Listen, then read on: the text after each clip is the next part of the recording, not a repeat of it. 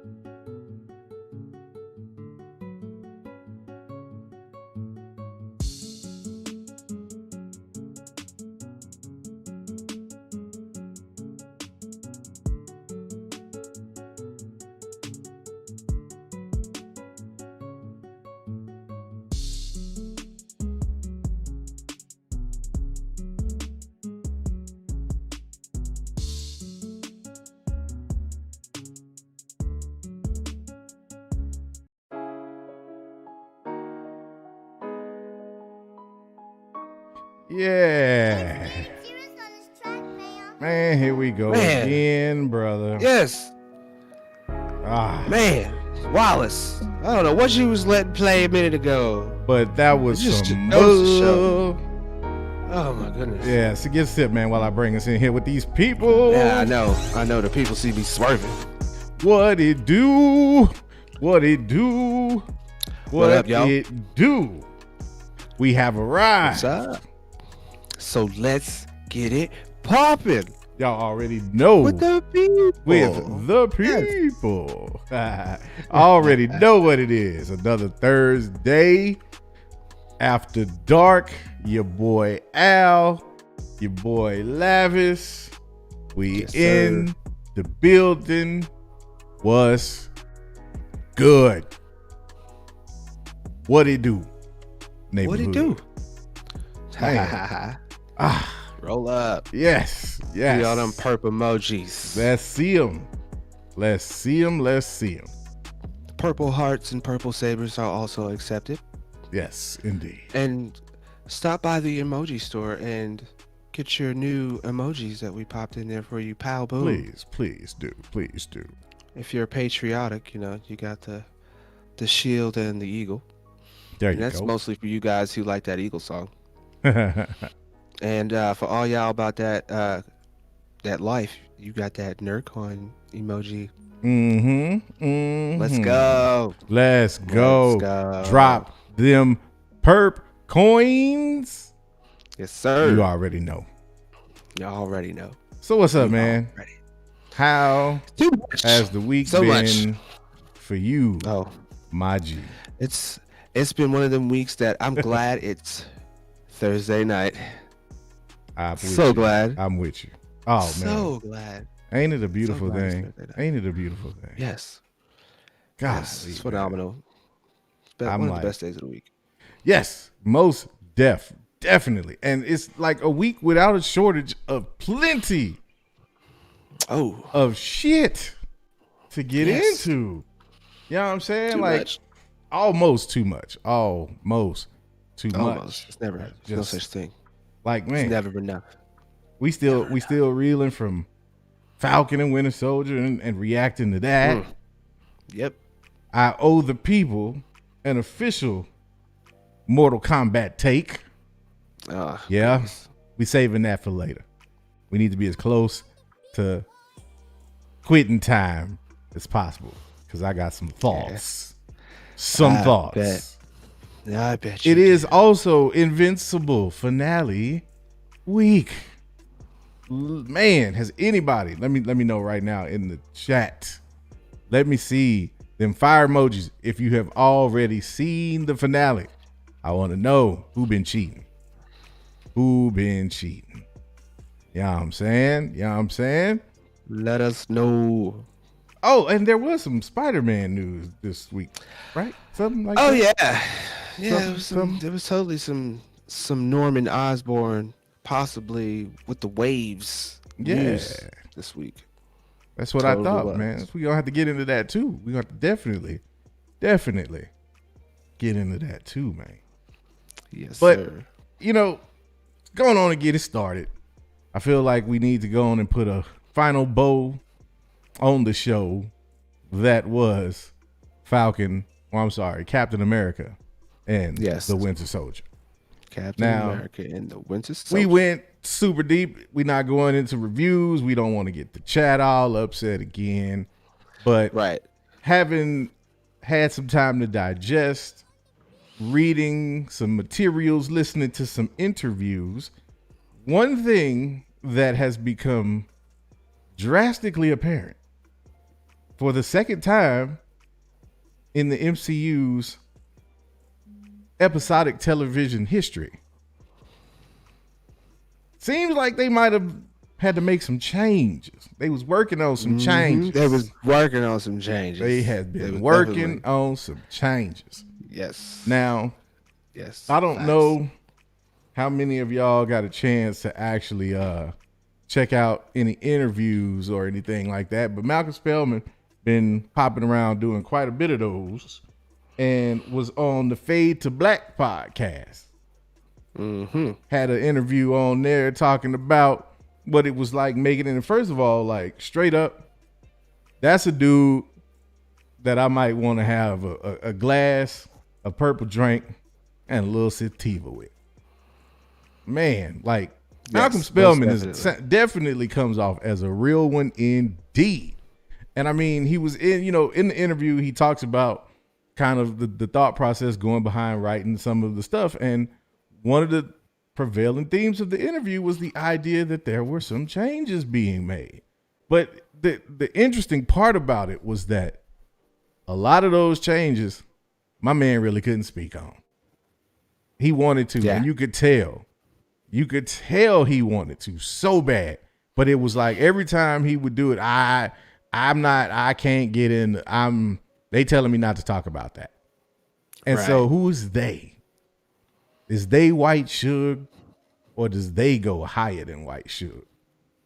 Because some of the stuff, that we had a little bit of a gripe about, it seems may have been tied to a plot thread that did not get to see fruition in the show.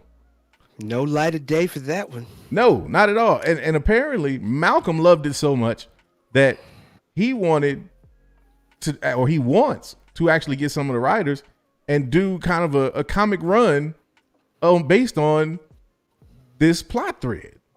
So when I hear that, and I hear that, that the plot thread had to come out, but that they are telling my man, you can't say it was because of the Rona.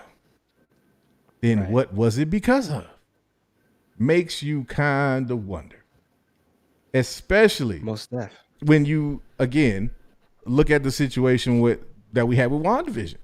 And the fact that was another story where the plot and the storyline as we know it from the comic appeared to be a little bit chopped up.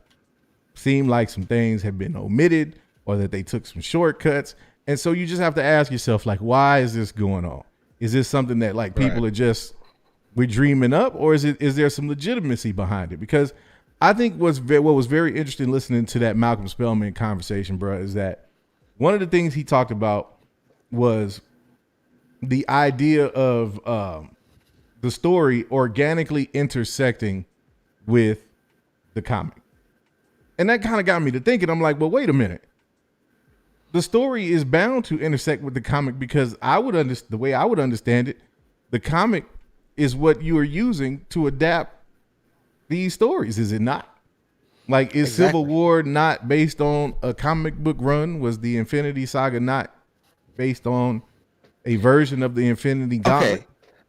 So, and to put that in a little better perspective before he continues, like, yes, they are versed off of the comics, but they are versed of whatever iteration that they're actually told to pull from, because those stories have been a bit recycled. So, like, for example, the Infinity War was based off of the Infinity Gauntlet. However, it was based off of the story that the actual writer kind of wanted to tell, not the story that they first put in one of the comics. There's many iterations of it, though. Absolutely. So they'll pull it from there. And so, yes, to still validate his point, not validating it, I'm just giving perspective, they are based off the comics. Right. So, all right. Sorry, sir. No, appreciate that. Because that's also a very, very important piece of context, because this is an adaptation. So there are bound to be creative differences because you've got a different writer adapting a story to his or her own vision. So that part you totally get. But what begins to kind of really make me wonder is when you look at some of the story beats that do get omitted and the reasoning behind it or the non-reasoning behind it. Like, for instance, you go back to WandaVision and the idea of Doctor Strange supposedly being in it, but then for whatever reason, and they said, it could have been due to the pandemic or whatever, they weren't able to shoot those scenes. Okay, fair enough. But then you come up to Falcon and Winter Soldier, and one of the things that we kind of wanted to see, didn't really make or break the show for me, you know what I'm saying? But one of the things that fans wanted to see was Old Man Cap. And they did ask Malcolm Spellman in this podcast, the Fade to Black podcast, what his thoughts were on the idea and did they ever consider bringing Old Man Cap into it. And it was very, very interesting the way that my man chose to answer that. I do recommend you go and check this podcast out. Like the interview with Malcolm Spellman is about maybe a half hour of the 90-minute podcast, but it is worth a listen just to hear the, I would say, conflict in my man when he's trying to answer. He's trying to be as real as he can without stepping in it. And it's like he talked about the Captain America piece or the Steve Rogers piece, and he was like, there's a lot of things that we knew the fans wanted, the fans wanted a lot of things, and we were so excited they're telling me not to talk about that. Right. So it's like, well, wait a minute. Now you're admitting that there were elements that you as the writer and the group of writers wanted to put in, but we didn't get them for whatever reason. So then that just makes you wonder, okay, so what is going on? What is the deal? What's happening? Because I don't know about y'all, but when I start thinking back to interviews by, comic writers like Ed Brubaker, who's, wrote a lot of the Captain America storylines in the comic runs, and the fact that this man says that he can't even watch Falcon and Winter Soldier because it almost makes him sick to his stomach simply because he ain't getting paid. You know what I'm saying? Right. Like, my man's not getting any royalties from any of the elements that they borrow. And so you have to at least ask yourself the question if that is playing a role, or if corporate politics, if you will, are playing a role in how these shows are being created. Right. Because there's certain elements that he leaned into that he said, were on purpose for, his creativity on the show. Mm-hmm. But then there were other things that he was also saying that, he couldn't talk about that really kind of, to me, clearly pointed to it was a corporate thing. Yeah. In ways. But of course, though, in ways, you know what I'm saying? It's not like conspiratorial. No, absolutely. What kind of things are corporate are the things that they're like, this is the story we're telling. And it could just be because that's what Feige wants to tell for his story and the way he wants it told. It doesn't have to be kind of pushing any kind of agenda or anything like that. It's just what they're pulling from. And that's absolutely. Because he even said himself that the MCU is kind of in the future. Yes. So it's kind of hard for them to give these properties to writers because there's certain things that they write into the story they got to pull back out because they're going to be feeding it to them later. Or that character is doing it, or these are things that implement, however it is. But he called them gems, though. So that gave me hope that the MCU is going to pull out of this for reasons I think we're starting to see happen now. Right. And we'll get into that a little bit more later. Yeah, exactly. Now, you're right, because that was a real interesting note in it, too, was when he talked about, trying to write the story and not really getting it as a lot of context from Feige and the MCU creative at large because they playing it so close to the vest. So it's like he would write something into the story and then they would tell him, well, no, you can't do that or you can't go there. And he's like, well, but that makes it, and then they'll give him, and that's what the homie was referring to. He said, then they'll drop me a little gem. And I'm like, oh, so then that's going to tie to this and that's how they would kind of construct these stories.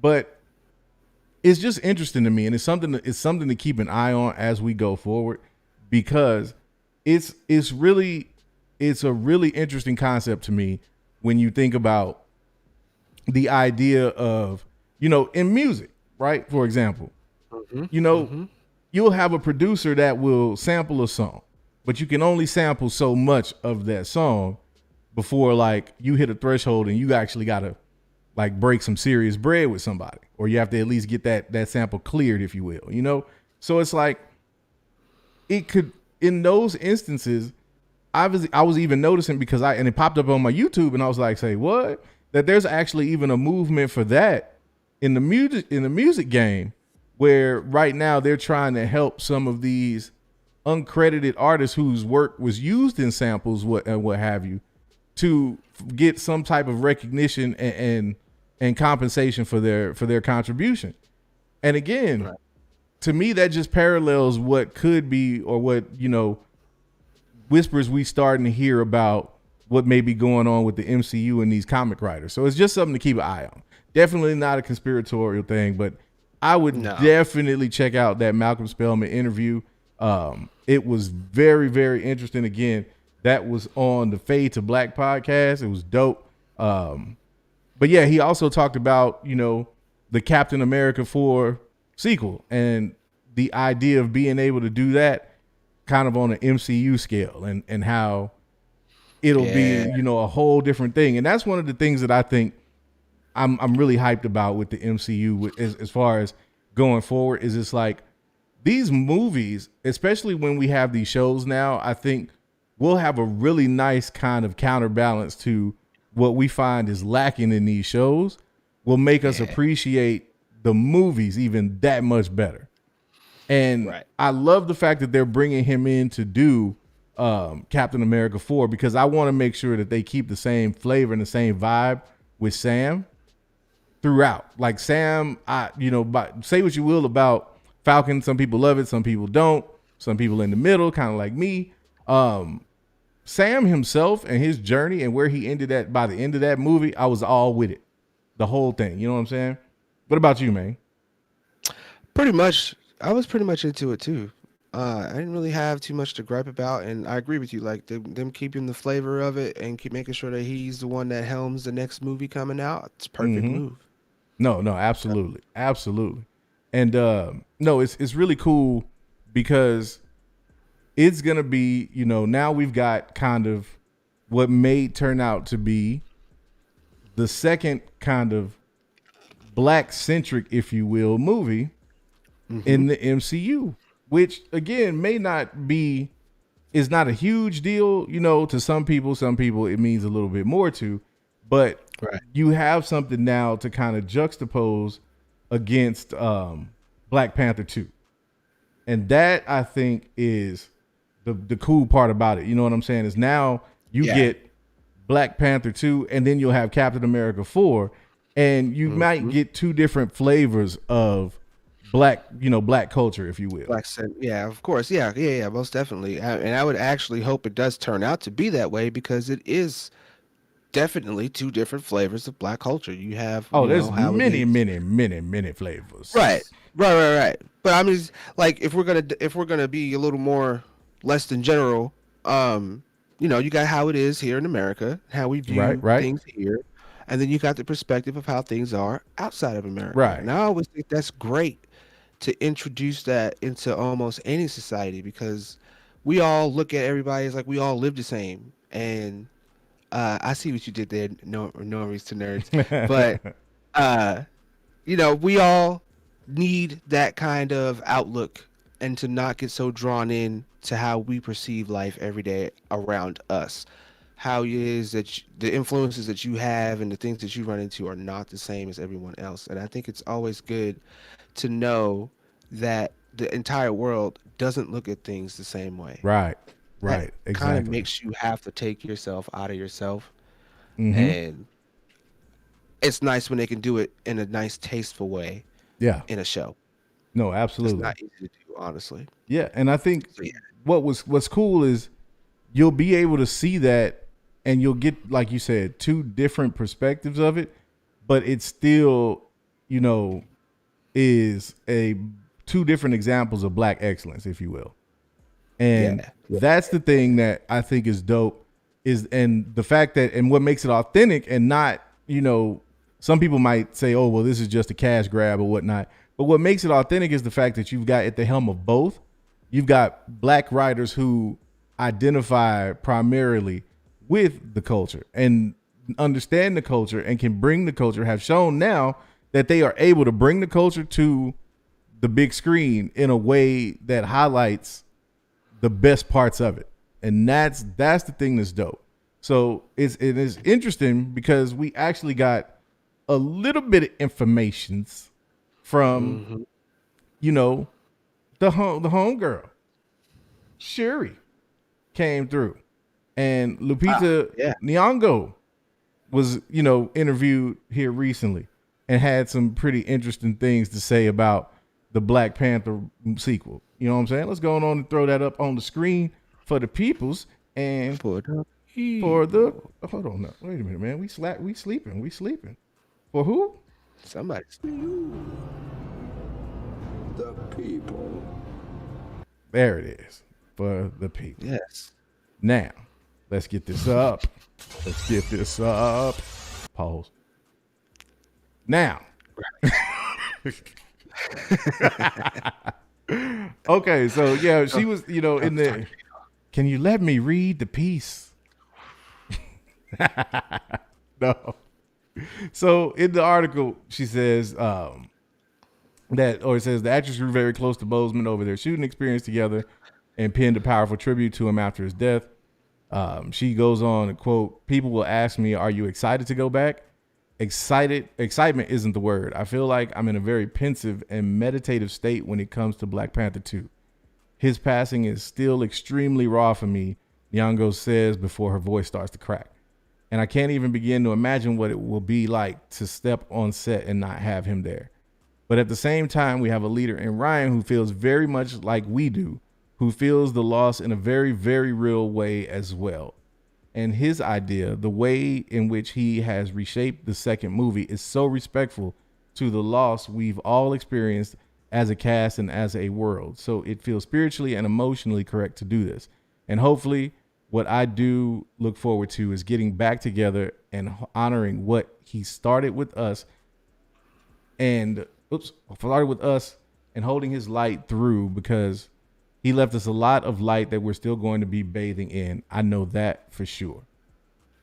So you don't get, you know, a lot in terms of where they may go.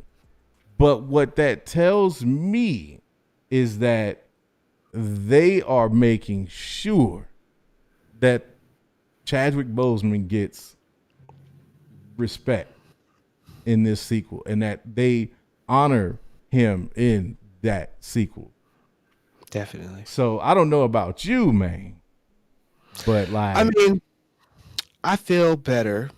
I will say that I do feel better to know that there's at least enough creative control with Ryan and, you know, whomever else is helping produce this, that they can at least feel like they did it justice. right. As long as we continue to keep getting more comments that say, yes, this is a good send off or a good, however, whatever, you know, as long as it's positive, okay. But if it starts to spiral, you know, of course, we already know how that. So again, I'm not even gonna say nothing negative. That's what's up. Well, I mean, the question that regardless everybody's gonna want to know is who or how will they carry on the role of Black Panther? Who will carry that mantle? Will it be Shuri going forward? Will it be Shuri for a minute and then they pass the baton to somebody else? How do they handle it? And I'm going to just be real with you, man. The more and more I think about it, the more and more I am settled on not only the fact that they've got to bring T'Challa back somehow.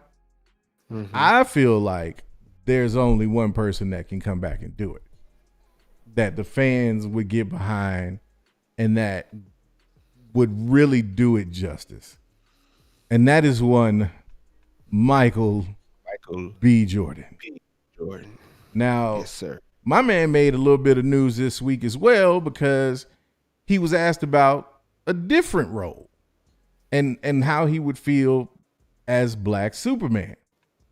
And interestingly enough, he kind of downplayed it a little bit. Basically said, you know, it's cool. I haven't really, you know, officially done anything with that. I don't know what direction they're going in. But if they do decide to go with a Black Superman, basically what he was saying, that would be dope.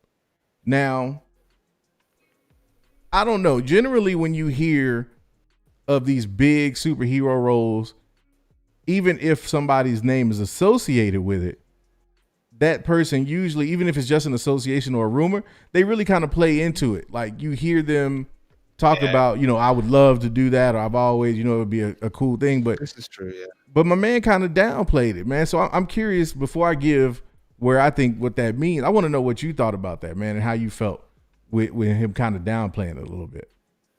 Well, I mean, kind of looking at it, he's into actually a few different things. He's got that Tom Clancy Without Remorse show that's coming out that he's going to be on. He's taking the helm of.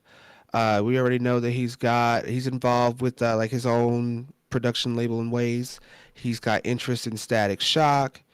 It just doesn't seem like his interest would align with him being that helm of a Superman. Maybe he would, but again, to almost our point or your point, he does have roots already with the Black Panther, and I would say, and I'm trying to think of the way to say it not like very correctly, but you know what I'm saying, where I'm going with that is like, I would say if I had the opportunity to play either Black Panther or Black Superman, I would totally choose Black Panther, because in a lot of ways that is Black Superman. You know what I mean? Facts. Without having to have all the extra powers. You know what I'm saying? Like, to be completely honest, I would choose to be the leader of some people. Well, not some people, but you know what I'm saying? I'd rather choose to be leader of the people and have to have that kind of moral choice over Superman's choices. Like all those types of things, I have to like feel like I have the weight of the world on my shoulders. That's just, it's different in principle. Right. Ways. Right. So, but among other things. So yeah, that's why I would choose it for. Well, as usual, we are right on the same page, because I too would go with the role of Black Panther over Black Superman. And for me, it's not so much about, what's the bigger role or the bigger payday or anything like that. It's the idea of, especially, considering the context behind the Black Panther role now. If this was if this was just a recast situation or something like that, it wouldn't be the same. It wouldn't hold the same weight. But now there's almost a level of gravitas to playing the role of T'Challa if they were to, recast that almost is a beacon for a community and for a culture. You know what I mean? And that's all because of the grace and the honor that Chadwick Boseman brought to the role. And a lot of that we talked about in terms of on-screen presence and the way he portrayed the character, but we didn't learn, unfortunately, until his demise about, the real strength behind him playing that role and how he as a man and, showed us what it is like to be strong on a level that a lot of us just kind of, when we take a good hard look, can only aspire to be. Until we're faced with such a test. But going into it now, it's like if you take that role, you're stepping into almost like a responsibility, and that's not something that I think Michael B. Jordan would take lightly or would turn away from. Now, again, it's totally fanboy dreaming, because we don't know at this point if they've even had any conversation with my man about him possibly even taking over that role. We don't know what direction they're going to go in, and like we said with the article, or if he'd even do it, right? Or if he would do it, I would like to think though he would. If they offered it to him, bro, I don't think he would turn that down. I really don't. I would hope he said honor in ways, even if he doesn't accept it. Right. And I mean, like we said in the Lupita Nyong'o interview, she didn't really give much in the sense of where they are leaning story wise with how they'll handle that. But again, you have to know that they're going to be extra careful with it, and that they're going to try to figure out a solution that not only handles the short term, but the long term, because there would be a gaping hole in the MCU if there were no Black Panther. Like, you just can't, there's so many things you can't do or that wouldn't feel the same if Black Panther weren't a part of it. And so from that respect, like, I really do hope and I'm down to lead the campaign to get the homie Michael B. Jordan as the new T'Challa. We can look, the multiverse can do it. We can make it work. We already know MCU's got to be gearing up for some multiversal stuff, which we will definitely get into when we start talking about that Spider-Man news. But I just think that would be just like, it would be too perfect. You know what I'm saying? Like, I don't know about you, man, but to me, that would be too perfect. Yeah, no, that totally goes in line. Of course, we on the same page. Totally yes, goes in line with what would be desirable. No doubt. Sure. Yeah, man. But let's switch it up a little bit, because like we said, that is not. Oh no, that is certainly not all the news this week. Matter of fact, that might not even be the biggest news this week by far, because I want to see some good old fashioned purple mane emojis for Invincible. Man, and I have yet to see the finale. But let me tell you something. Let me tell you something. If this is not it is definitely the best show, not animated, not comic book. I would almost go as far as saying this might be the best show on television right now. At me in the Discord. Right, yeah. Yeah. You'll have to add him in that, because I don't know, and that's just the way that I look at things. So it's not like a knock to you saying that, but I don't know. Animated is animated, and I just look at it as the fact it's always easier to draw that. You know what I'm saying? But I am actually curious to like what would the budget be to actually make a live action on that caliber, because it's not a knock to it at all. It's just a matter of fact, but. I would really like to know what the budget would be to actually make a movie based off of this, and not short it. Like, every bit of what they put into this entire series has been phenomenal. Totally been phenomenal. It's amazing. It's phenomenal to the point where last week, even though we're getting a finale, like I would have been fine with that and had to wait for that to be season 2. I just stopped right there. Dude, I thought for a minute watching that episode that was the finale. I thought that was the way they were going to end the season. I was like, no way, that's it. And I was like, oh, there's still another episode left. I didn't even. What? Like, I didn't even know. It's insane. Like the way, and the thing is, this is an example of like creative interpretation, like we were talking about earlier, because the show is not following the comic book beat for beat. They're making some subtle changes to some things, but you still are hitting the major high points, and not just hitting them, but hitting them in a way that's like, oh, and some of the changes that they've made, it's like it supplements like those high notes even better. Like the whole thing with Wifey, and the fact that like in the comic, spoilers, let me just say that really quick. Matter of fact, I'm going on and do this real quick. Hold on. I don't want nobody mad at me. If you have not seen any episodes of Invincible, then you might want to mute or dip now. But I got to talk about this. Just mute it. There you go. There you go. Now, I'll do this when it's okay. How about that? Just wow. Somebody clip that and GIF that. Yes, clip and GIF it. You already know. I did that for you. For who? I did it for you. You did it for you. The people. The people. I bet you thought that was going to be the other one. Yeah, I did.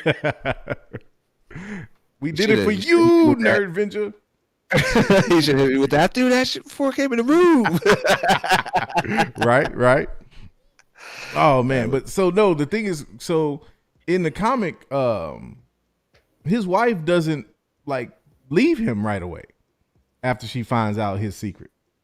Like she stays with dude. So I'm like in this show, the fact that they played that, yeah, it's to me it ratchets up the intensity even more, because it's like now all of a sudden you like, damn.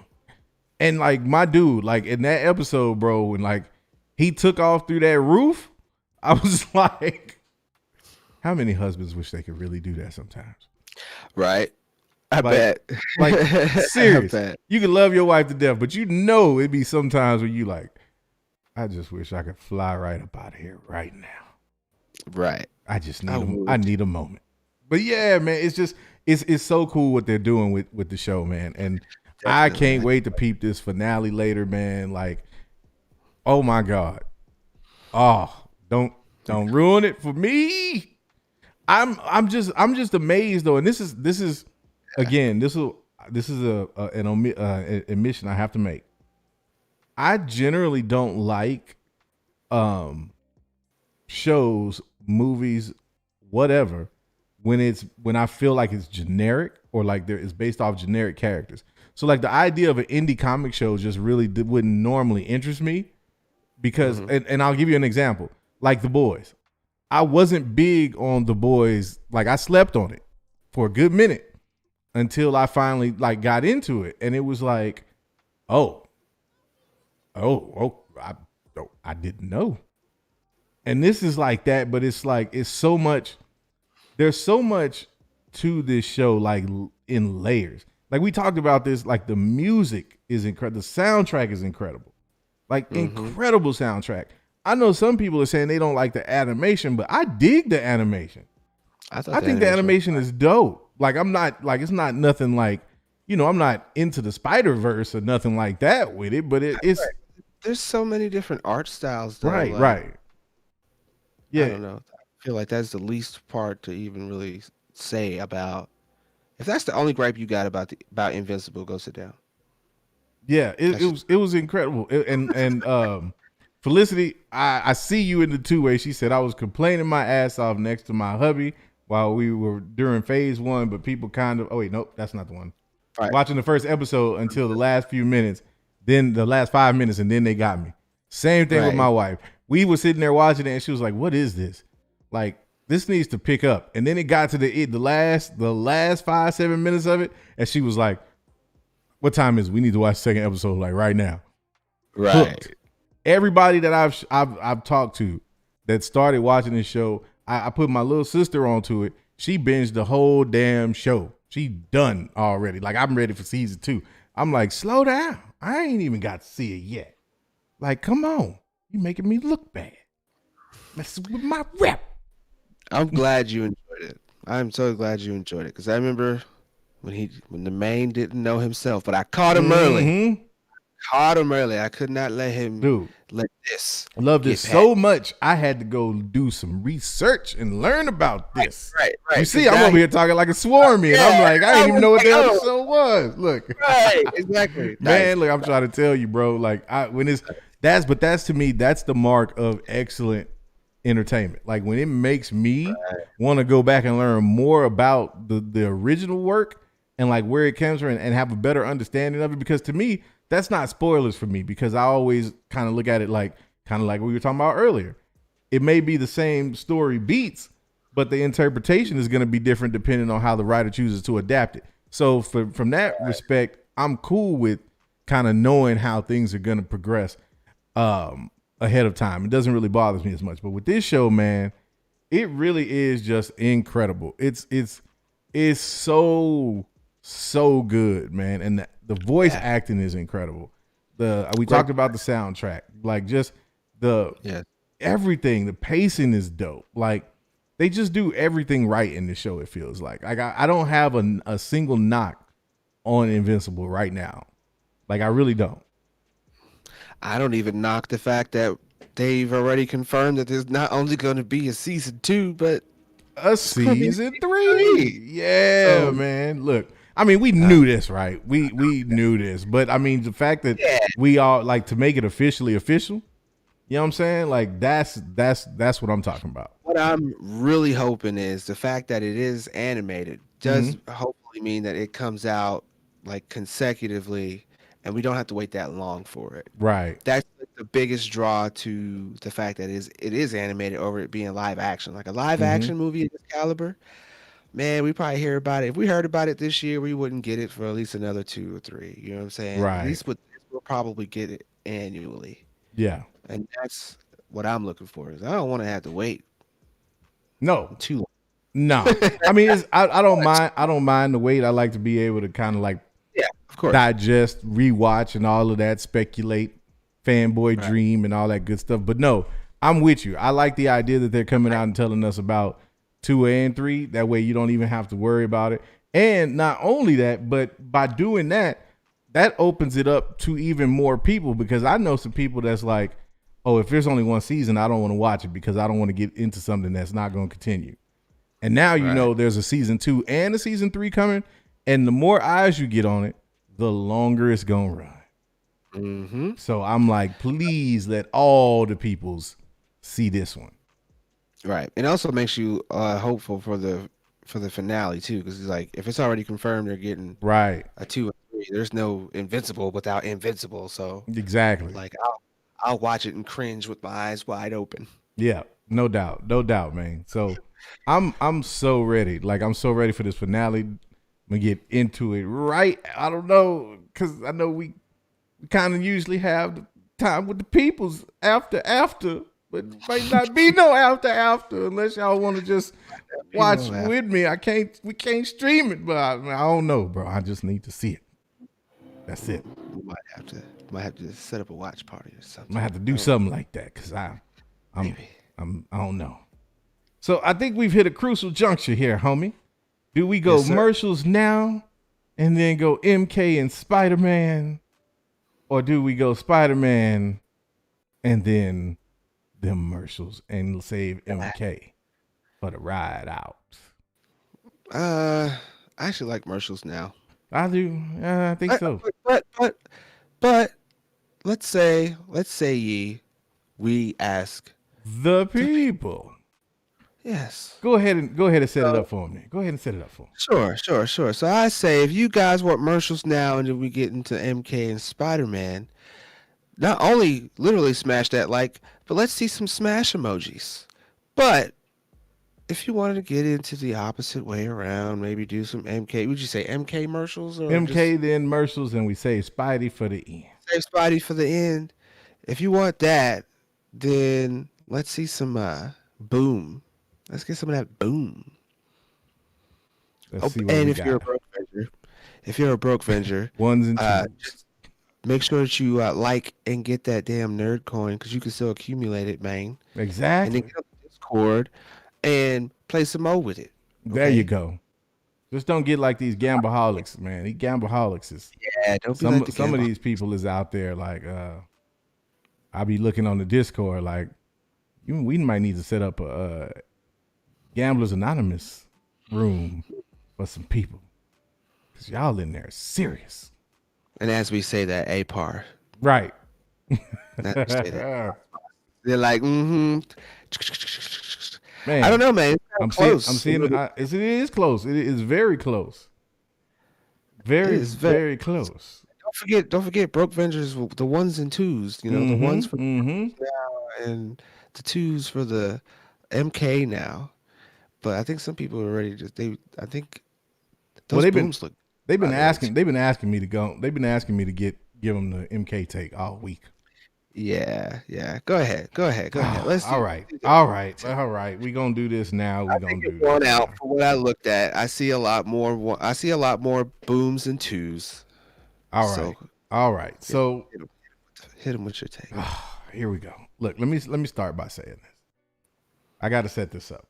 Y'all going to bear with me. Yeah. If you'll turn with me to the book of NERDVENGERS, chapter 3, verse number 7. Tells the story of a boy who walks into an arcade sometime in, I want to say maybe 91. This young boy walks over and sees a crowd of kids playing a game. He gets his way to the front of the crowd, and right at that moment, sees a ninja ripping a man's head off and holding it in victory. And that little boy was enamored. He had to know what this was. He had to follow it for the next 30 years. 30 years. It was 30 years. It was 30 years. And you fast forward now to 2021. Mm-hmm. That same boy has seen the joy of the first cinematic adaptation of one of his favorite games of all time, followed by the utter disappointment of its sequel and many, many failed attempts to reboot it in a live action sense. So obviously, I was more than thrilled when I saw not only the trailer, but the first 7 minutes of Mortal Kombat. Then I watched the whole damn movie. Nah, bruh. That ain't it. Let's start with one Cole, whatever his last name is. He's supposed to be a descendant of Hanzo Hasashi. Yes, this is true. He's supposed to be a descendant. Now, for those who might not know, Hanzo Hasashi, Master Assassin, is also known as one Scorpion, Mr. Get Over Here himself. So, if Cole is supposed to be a descendant of Scorpion, I don't care how removed he may be, you better be as dope as Scorpion on some level. And when you unlock your special, it better not be a damn nightstick and a blade and some cheap ass armor. Like some knockoff Wakanda armor at that. He's basically his power is getting his ass whooped. Exactly. And just throwing it back at you in ways like, bruh. Like, as far as I feel like explaining it. I understand. I want the NERDVENGER congregation to hear me. I understand the idea of wanting new adapters to the IP to be able to enjoy the story and follow the story from a perspective that puts them in the story. I totally get that. But that could have been Johnny Cage. That could have been anybody else. That could have been one of the monks that's sitting on the sideline of the courtyard when the tournament actually started. It ain't got to be this. First of all, timeout. The man finds out what he is meant to be and is given a chance to either accept that destiny or go home to his wife and child or whoever they were. Little sister and cousin, aunt and that was very steps. I don't know what they were for sure. But my man ran. He booked and went home. Scorpion ain't going home. Right. That ain't happening. So then my man shows up at the crib. He's out there being a coward. And Shang Tsung doing Shang Tsung things, sends somebody to go get my dude. Does he go send regular Joe? Does he go send Sub-Zero? No. He don't send Reptile? No. Not no Baraka. He sends Goro, the Prince Shokan himself, the man who for the past 500 years has dominated the Mortal Kombat tournament. Whooped Liu Kang's ass. I'm sorry. I take that back. The original Kung Lao whooped his ass. Started this whole 9 tournament streak. Got Shang Tsung on the verge of being able to be like, let me have that Earth Realm. That's all me. And you can't tell me that Cole, that dude, gonna whoop Goro ass. That guy. Look, I get Goro as CGI. I get that was probably the bulk of the budget. But bruh, NERDVENGERS, hear me. Why Goro ass always get whooped? Goro is a 4-armed behemoth. The man in the lore is one of the strongest characters and was only beaten by the eventual champion, Liu Kang himself. Don't even get me started on light-skinned Liu Kang in this movie. Don't even get me started on light skinned Liu Kang. Y'all asked for this, so now you finna get it. Look, this movie, it wasn't it. And people who say it was it are being blinded by the fatalities, which were dope. And the fact that this is probably, even as bad as it was, the best representation of Mortal Kombat character-wise that we have seen yet. But this movie gets no passes from me. None. Because especially when just last year, you came out with Scorpion's Revenge, the animated version, and that should have been the Mortal Kombat live action movie. Because if you haven't seen that, that stays true to MK. I don't know. The live action, the Scorpion's Revenge one we watched. Oh, the animated joint. Oh man, they played Liu Kang in that one too. Yeah, but I don't mind Liu Kang getting played because the story still went along with the story. The shade. But there's only two things that this Mortal Kombat movie got right. That is the action / fatalities and Raiden fucking up. Because we know that's just what Raiden do. Speaking of, I'm supposed to believe that the all-powerful Shang Tsung and all his outworld minions couldn't figure out a way. Actually, I take that back. They did figure out a way behind Raiden's little electric shield. Really, Raiden? That's your plan. I'm going to block him from getting through. Only for Kano to show up with his majestic laser eye that he got just, what was it called? The Arcana? Shouldn't Arcana be like mystical, magical? Where's the mechanical aspect of that? And speaking of mechanical, let's talk about Jax. Let's talk about it, family. Let's talk about it. Oh my gosh. So I don't know about y'all, but I got an analogy, and you're just gonna follow me real quick because I'm gonna shut up. But look, you remember when you was a kid, you ever get them generic action figures, the little wrestling men that had like the bendable arms and stuff? You ever have one so long that like the actual rubber on the outside start wearing off and all you can see is like the wiry inside of the appendages that actually allow it to move and flex? Yeah, you know what I'm talking about. That's what they put on Jack's shoulders. That man was out there looking like he had two bobby pins on his shoulders. Look up bobby pins if you don't know what I'm talking about. Bruh. I thought they were like charcoal Q-tips, but nah. Something. It wasn't no bionic arms, I know that. And then just by magic, my man like powers up like Optimus. And it's like, it's rollout time. Like, really, dude? That's how you get your metal arms. You thought about it real hard with your soul. That's the best y'all came with. I can get Liu Kang's fire. I don't understand Kung Lao's hat and why that got magic. I don't know how that works. He got a hat. So his Arcana was a hat. Liu Kang's was fire. Sonya got the Shang-Chi 10 rings from the MCU on. Like... I'm just saying, like, I'm watching this movie and I'm like, hold on, man. Like, I want to like this so much.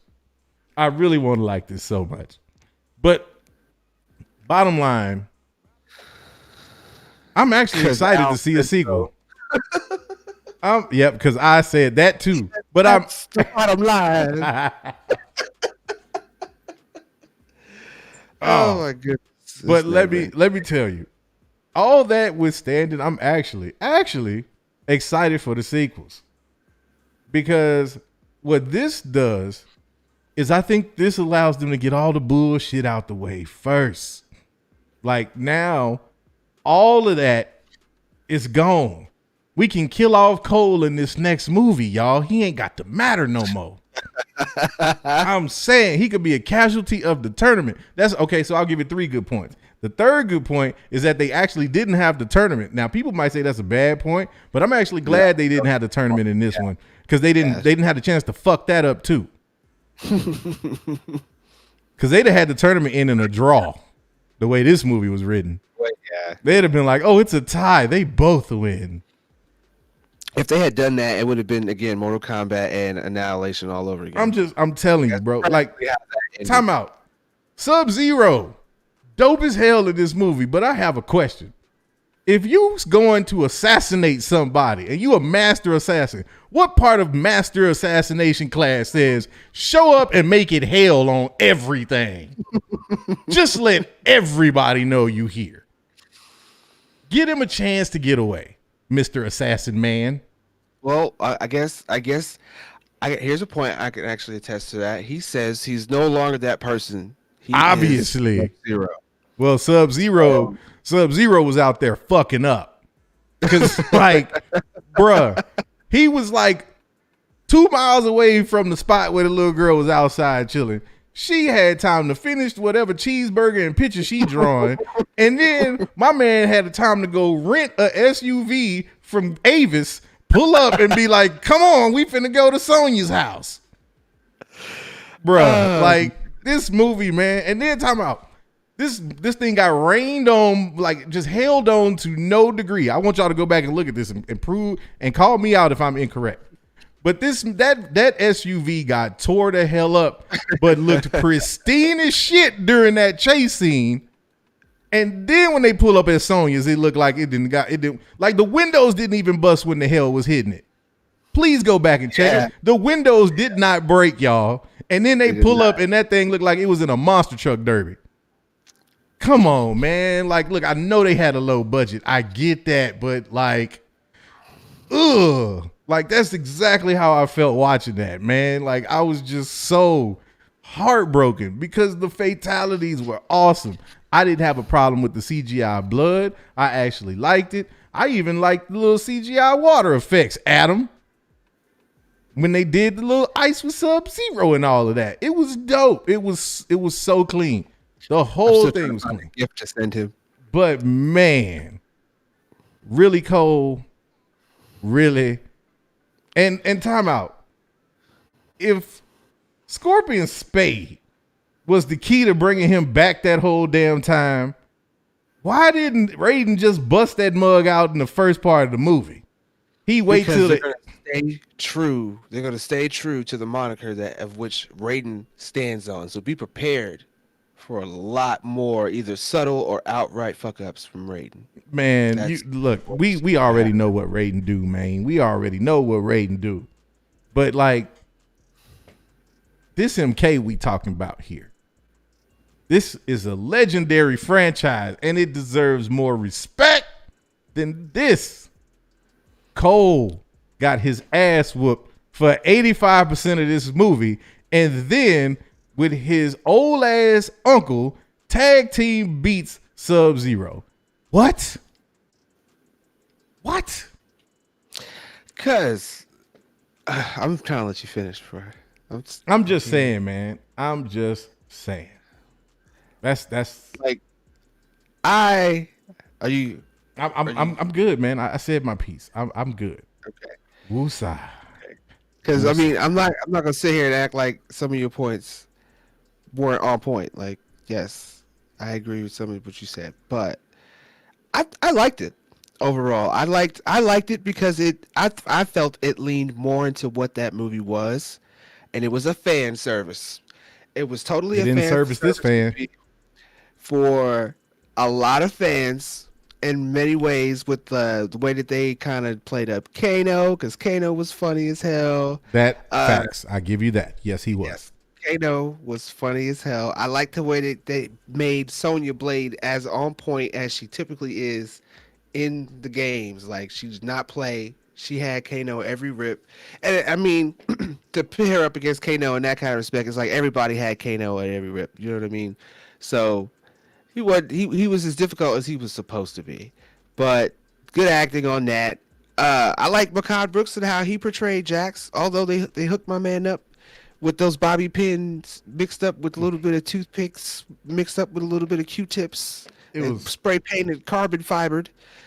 But he was soft as tissue. I don't know how the heck he thought he was going to go up against. Thank you. What was the dude's name? Reiko or whatever. I don't know how he thought he was going to go up against him.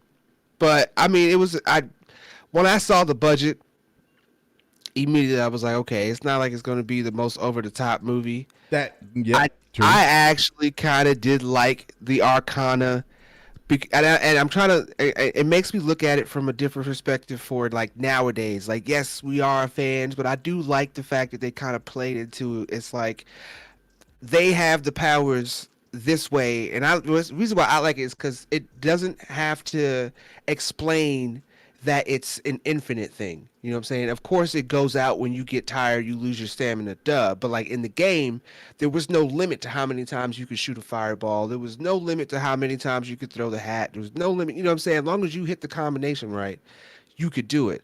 So it's like when you watch how they also played into that into this movie, and again, as you were saying, they're setting up for the tournament and all that stuff to see how they're some of the basic elements that they're probably going to build off of into the next movie, I thought were pretty good. I think everybody was pretty weak when they did that little part where he kept sweeping them over and over. Like it was a fan service movie. Now I will agree, I did not like Cole's character. I felt Cole's character was, and I feel like the reason why we didn't like him is because Cole character is the created character that they make you create in the game. Thank you. And they limit your powers, and you only can get so many XP points, and you only got so much budget. So of course you can only throw him in the vest and arms, and you can't cover his face and the rest of his legs. Like, I'm gonna tell you, I'm gonna keep it a buck right here. He was totally fan service. And my 2K players note this. Cole was that 68 overall with no VC trying to get on the court with you. That's what Cole was. Cole was that boy, if you don't take your butt back into my career and go get some XP before you come out here trying to mess around. That's what that was. That's what that was. Like, I'm just saying. Like, and again, look, I want to be clear. I want to be clear. I am excited for a sequel. I want to see a sequel to this. But what I want to see from Mortal Kombat and from every other video game movie made going forward, it's a very simple ask. Just stay as faithful to the original content as you possibly can. It's not the budget. The budget didn't kill me. Like, I didn't have a problem with the budget. I thought that they did a good job with the budget, to be honest. Like, yeah, there were some spots where you look at it and you're like, oh yeah, you could tell this was like, they was stretching them dimes. But that's not what killed it for me. What killed it for me, or what took me out of my enjoyment experience, was every time Cole popped up on screen. Because it wasn't even that I'm like, he's not in Mortal Kombat, don't put him in. But that's the guy you bring in. Like, he had no arc. Like, at no point did he, like, other than he just got tired of getting his ass whooped and then decided he was going to fight back. And then you realize, oh, well, he is a descendant of the Scorpion, so I guess he ought to have some hands. Like, he should have been getting his ass. What I would have preferred, show him kicking ass in the UFC, in the little MMA stuff, and then let him show up with the MK dudes and get his ass whooped. Yeah, and let him realize he's not. This ain't a game. Like, this is real. That's what I would have preferred to have seen. Yeah. Like, give him that type of an arc. Or when you get to the end of the movie, don't have Scorpion tag team. Have him sacrifice himself so the Scorpion can come back, and let him be the manifestation of Scorpion. That's where I thought they were going. But then when Scorpion just shows up, I'm like, what the hell was the point? Like, so this dude could at least let him possess his body and like, already do something like that, and then now his power is also how they do in the new Mortal Kombat, where you can actually set different power sets for characters. His powers morph into Scorpion, and that kind of makes sense on how Scorpion's able to come back, and then you do later on how you can probably separate characters. Yeah, I agree with that. That's my only, and again, the reason that I'm not like, oh, I don't ever want to see this movie again, or I don't want them to make another sequel, is because I think if they really focus on what worked in this movie and throw away what didn't work, then the sequel, when they actually get into the tournament, I think could be like the best Mortal Kombat movie we've ever seen in live action by far, because they clearly know how to shoot the action scenes. Like, and they definitely know how, to your point, homie, to pay respect to the original IP, because that sweep shit was hilarious.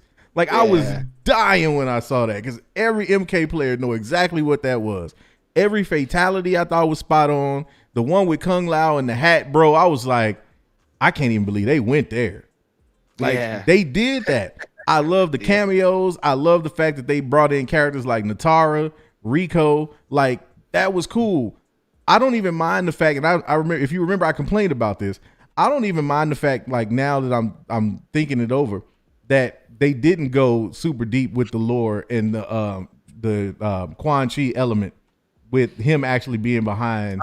You know, right. So I don't mind that because you have sequels to basically uncover that.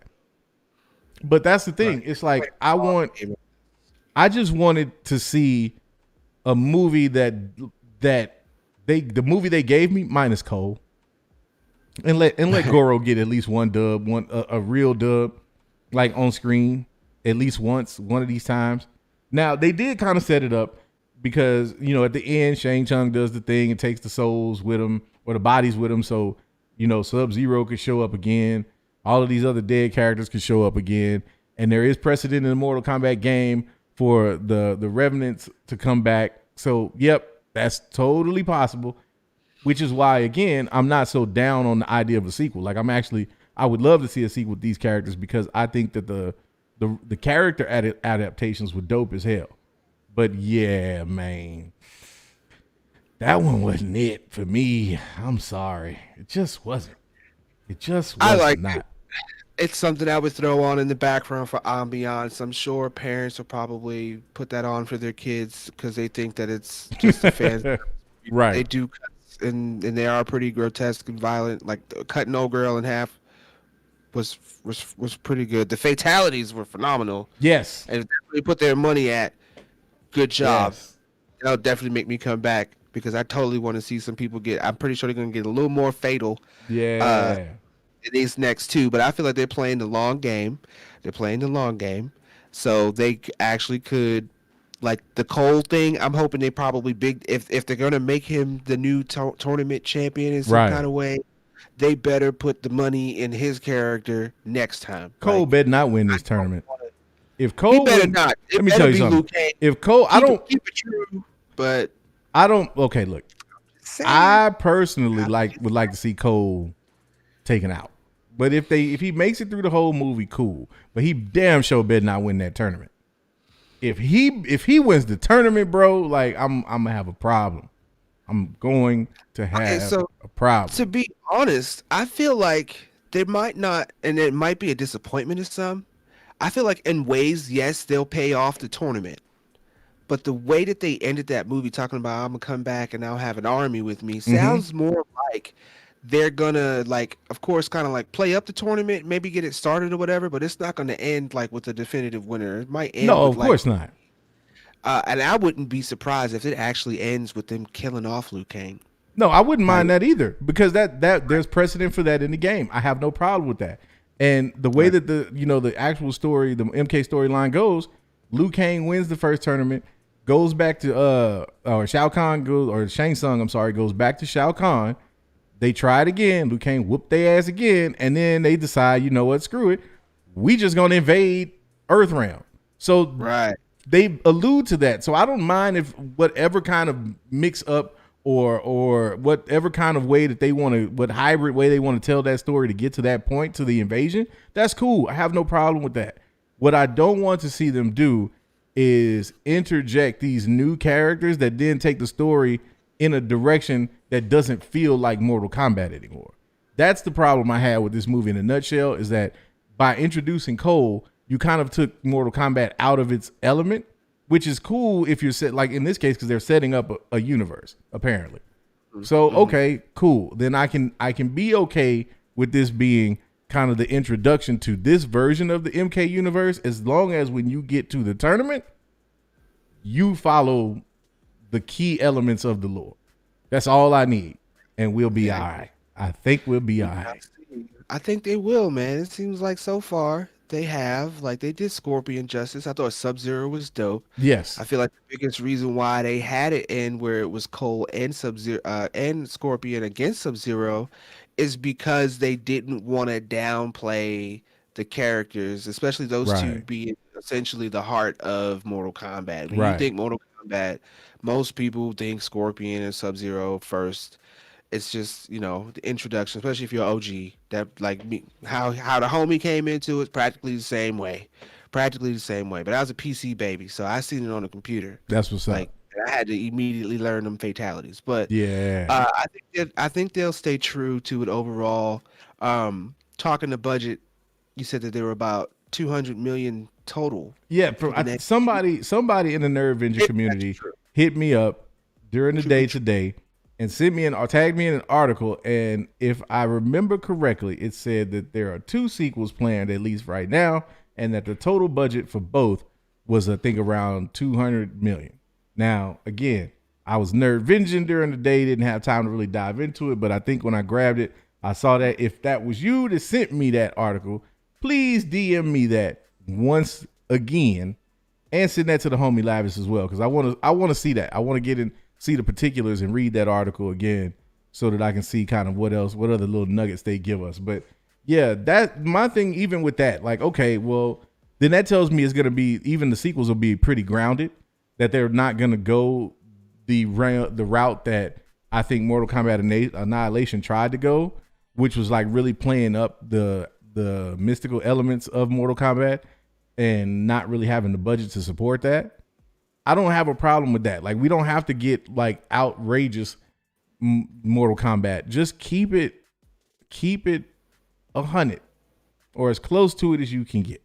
Because I feel like if we talk about keeping it 100, this first movie was at about like maybe 65 of that 100. At least about 65 of that 100. This is me pushing it. This is like 73.5 for me. Yeah, man. See, and look, and that 65 feel real generous for me, man. Like, I'm like right. Second thought in that and going, man, you might get 2 quotas out of me, but that's about it. Like, it just, and it started so amazing. Like, the introduction, that beginning sequence, the fight between Hanzo and my man Bihan, like, it was so crazy. And it was like, then you get to the cold stuff and it's like, what? Wait, he getting his ass whooped like this? Like, my man, it was like he and I get it. He's the unwilling hero. He doesn't want any part of it. It's all new to him. I get that. But like, come on, man. And then all of a sudden, my man get like the glow up 0.5. All right. So hold on. I'm reading an article right now from the Den of Geek. Mm-hmm. And there's a part of this article is saying, however, because of the way they're talking about the way the movie has performed, and it grossed like 48.5, and it still hasn't cracked that 100 million yet. But it's saying that it overperformed in China. Worldwide, it's grossed about 400 million. And it goes on to say that it's more than quadruple what Wonder Woman 1984 did a few months ago. That makes sense. Now, I didn't say it was Wonder Woman bad now. But let's be clear. Right. Let's be clear. They took some liberties, but they did not take. It ain't like I said that they took the Masters of the Universe or the He-Man episode 33 plot and turned it into Mortal Kombat. Like, they not adapting. They ain't trying to adapt 80s cartoons in the movies and telling us they're original. Like, they didn't do nothing like that. But yeah, don't compare it to Wonder Woman. Like, I didn't have to stop. Like, I literally had to stop Wonder Woman at one point and go, am I sure I want to finish this?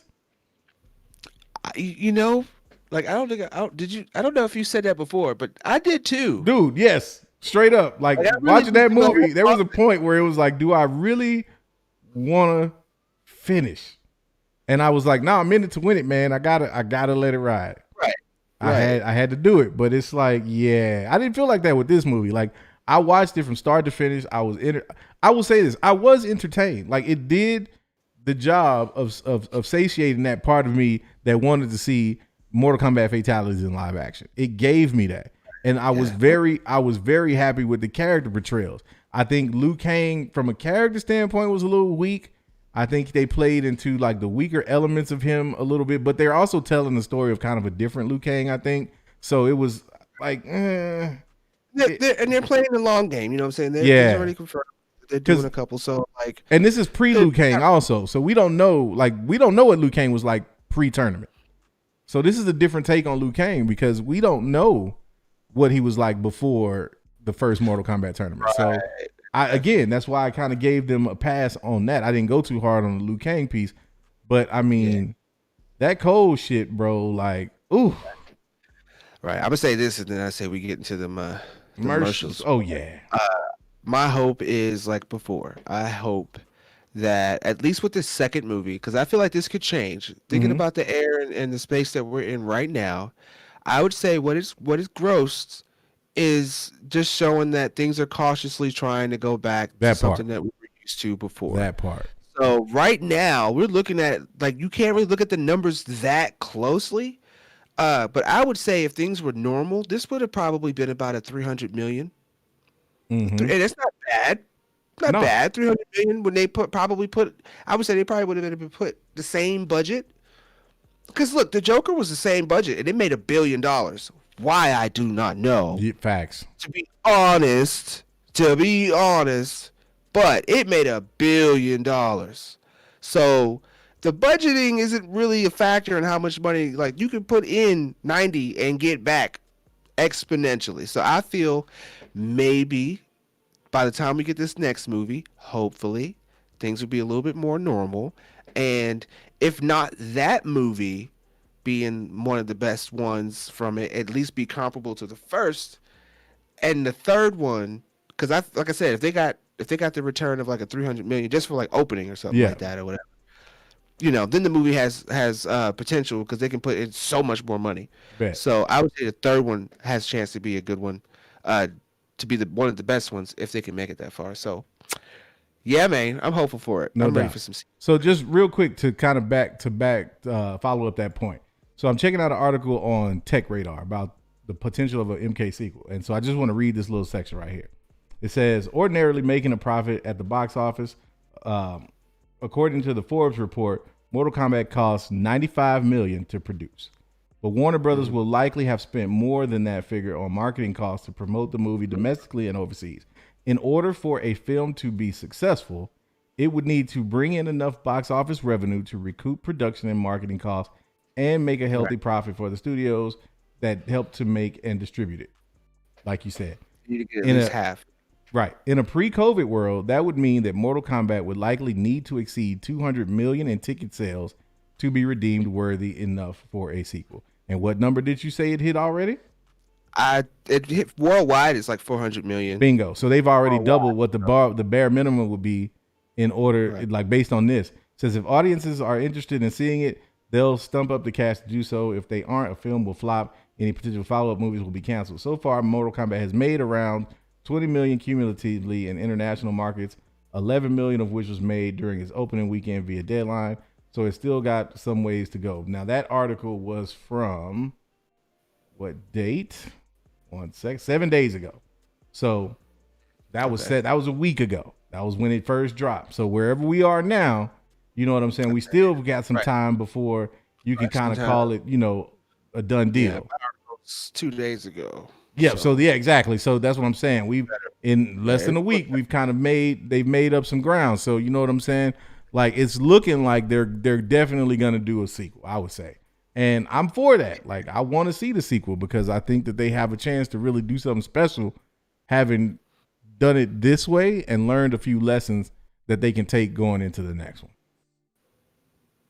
Most definitely. No doubt. But and with that, I say it's time for us to get to some commercials, which means we will be right back.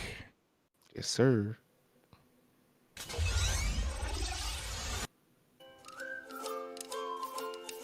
Don't be startled, non-Venger. Are you satisfied with your other nerd channels? Do you want a more engaging experience with your nerd content? Do you enjoy looking at Josh's face?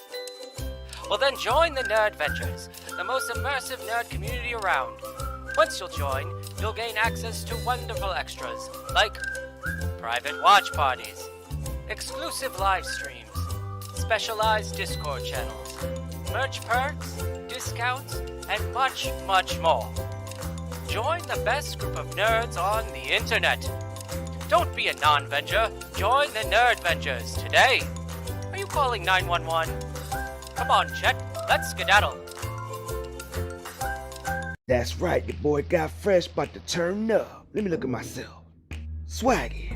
Oh yeah, you know your boy about to go get it poppin', but first I need some of that Lavish Main purple drink. Turn up. Let me grab these keys and then I'm about to turn up. What it do, neighborhood?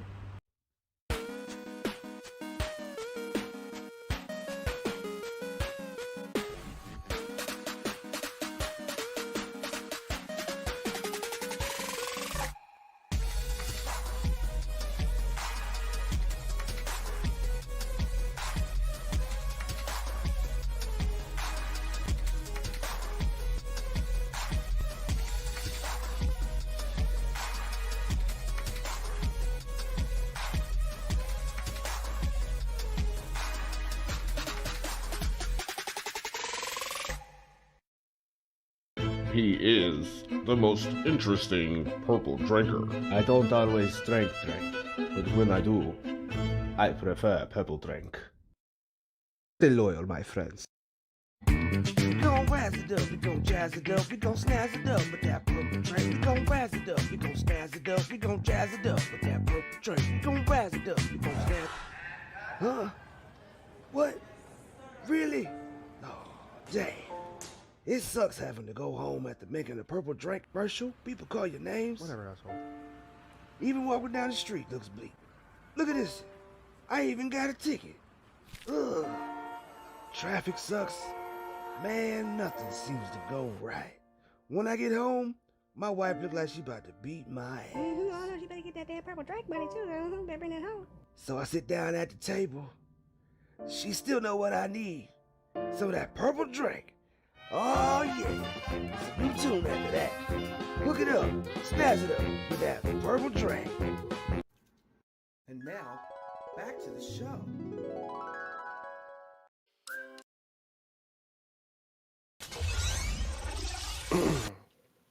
Oh, it's so nice. You almost want to watch it twice. Yeah, I'm saying every time, it's like it's just like, no, give him more of it. Give him more of it. No, we do need to give him show notes. Time to give them show notes. Oh man, matter of fact, we forgot. We didn't even talk about the announcement. You like, what announcement? I forgot myself. What we talking about? Get to announcing. Let's do it then. Well, obviously, if we're gonna do the show notes, we start with Thursday night after dark. You already know we here what we do with the peoples.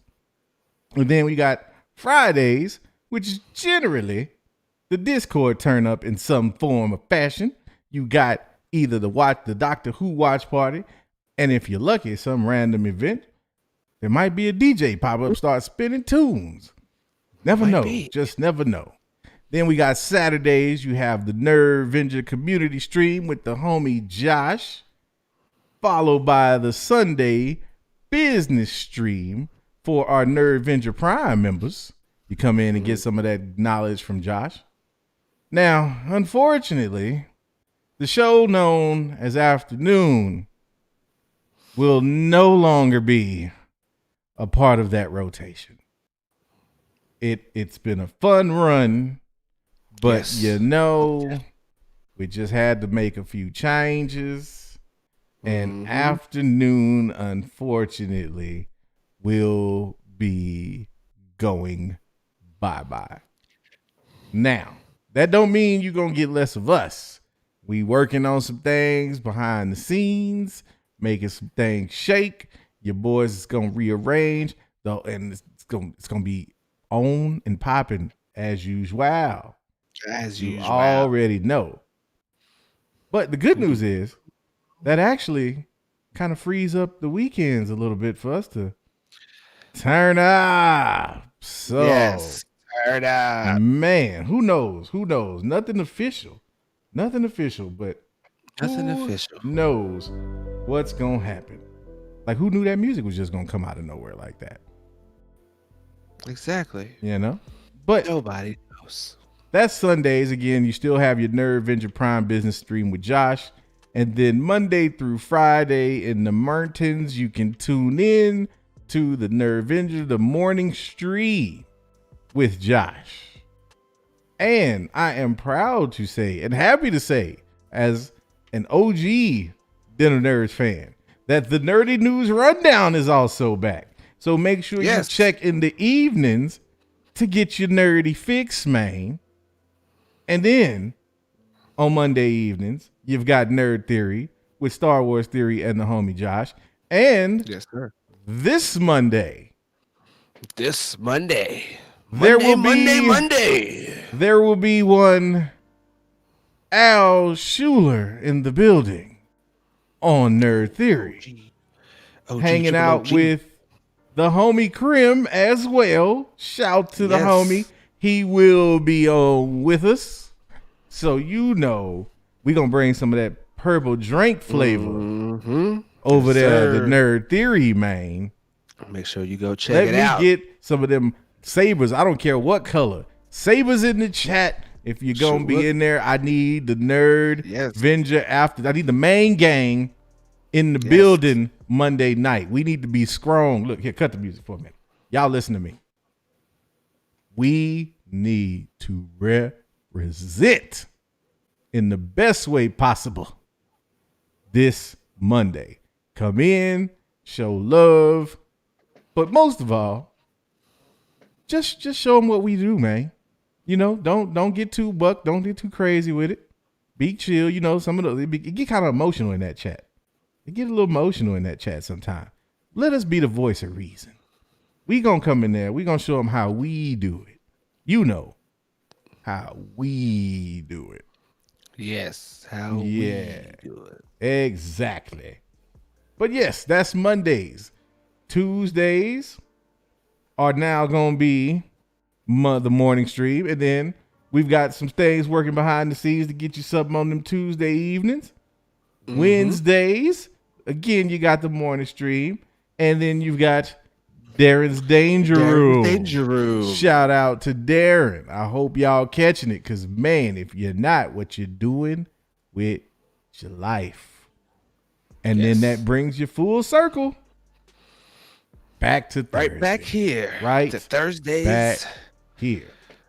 After dark, and I hope that you're consuming all of your nerdy content with the best VPN that you can get with Surfshark. Tell them. Okay? Make sure you get that NERDVENGER level protection with Surfshark, okay? And when you go there, you put in that keyword nerds, and you get 83% off and an extra 3 months. You heard that right. Free. You heard that right. 83%. You heard that right. And 3 months free. Yes, and 3 months free. And I'm such a nice guy that even though it is down below in the description, I'm going to pop it right here in chat for you. Look at that. Look at that. You go and protect yourself, okay? This way, when it's after dark, you get that nerd protection. You gotta have the nerd protection. You gotta have it. It's a necessity. It's a must for the main gang. You know what else is a must? For not just the main gang, not just for the Dinner Nerds, but for all of us fans out there. A must is Kevin Feige getting his hands on them toys, and guess what? My man is taking them out the package. He done did it. Tell him about it, man. Tell him about it. So we've been kind of speculating about this, and pretty much the homie Josh also, I think this morning, was kind of talking about it as well. But it seems like it's very strongly seeming like this new Disney, Marvel, and Sony deal is turning out to be more than just the shows showing up on Disney Plus. Like the fact that he could possibly have 2 different types of Norman Osborns in No Way Home. Like there's some of this stuff that's been coming out as rumors. And how things have been lately. We're like, I don't. You don't even want to take it with a grain of salt. Like you want to go and get a microscope and then go get one of them little tiny robots and then dissect that grain and then take the smallest grain of salt lately. But it seems like with this Disney Plus deal, you can actually take the entire grain again, Mm-hmm. and it actually amount to something. Yes. And, you know, I'm actually glad, and if we got to give Tom Holland thanks again, cool. But I'm glad that they found a corporate way to actually make it work to Right. where they can share the toys. And this was something I was always kind of confused on. Like, even if it is for the next 4 or 5 years, they said the same thing about, you know, Spider-Man and everything, meaning the MCU. We were like, well, this is it. After that, you're not going to see any more Spider-Man. Well, apparently that's not true. And it's not true entirely. Like, maybe we won't get a like Marvel Sony collab type Spider-Man movie. Maybe we'll get them back over at Sony. Fine. But in the same time, there's nothing to say that either one, we won't keep a Spider-Man for ourselves, or two, that we would get a different kind of flavor when they introduce him or bring him into that to face that villain that's taken a prevalent role in the MCU. Right. Because it seems like with him getting his hands on some of the toys he's been wanting, within the next 4 to 5 years, we're going to be experiencing Dark Avengers. We're going to be experiencing Thunderbolts, possibly both of them. And we could get our Avengers movie. Everybody's asking, where's the Avengers at? Well, they're probably sitting back and waiting for my man Norman to actually put on that actual face. Because it's speculated that Peter Parker or Spider-Man will face the alternate version, or the version that we may be familiar with when it comes to Norman Osborn. But when he encounters his Earth's version of Norman Osborn, that Norman's actually a good guy. Right. That Norman actually is supportive of the Avengers. He's actually has political aspirations. He's pretty good. So it's going to kind of paint up that dynamic to make you kind of maybe like him in ways. But then, of course, he might pair up with somebody like, you know, Dr. Doom or something, and maybe try to take down America. Might take down the whole world. Who knows? Maybe he'll side up with Latveria. Who knows? But the fanboy in you, the fan girl in you can live, okay? And I feel like it brings it almost full circle to the conversation that we were talking about earlier when you hear certain things from Malcolm Spellman, where, you know, there's certain things he can't put in because they're going to be grand teases or grand things, period, in the MCU later. So that connective tissue, we have to actually start. We're going to actually, okay, so what I think the problem is that we have probably as fans is that we are used to a certain level of content being pushed out in a certain way from these big corporations. But with the way that they were doing it, we were essentially just getting like maybe bone and a little bit of flesh, but there was no muscle to it. Right. Really.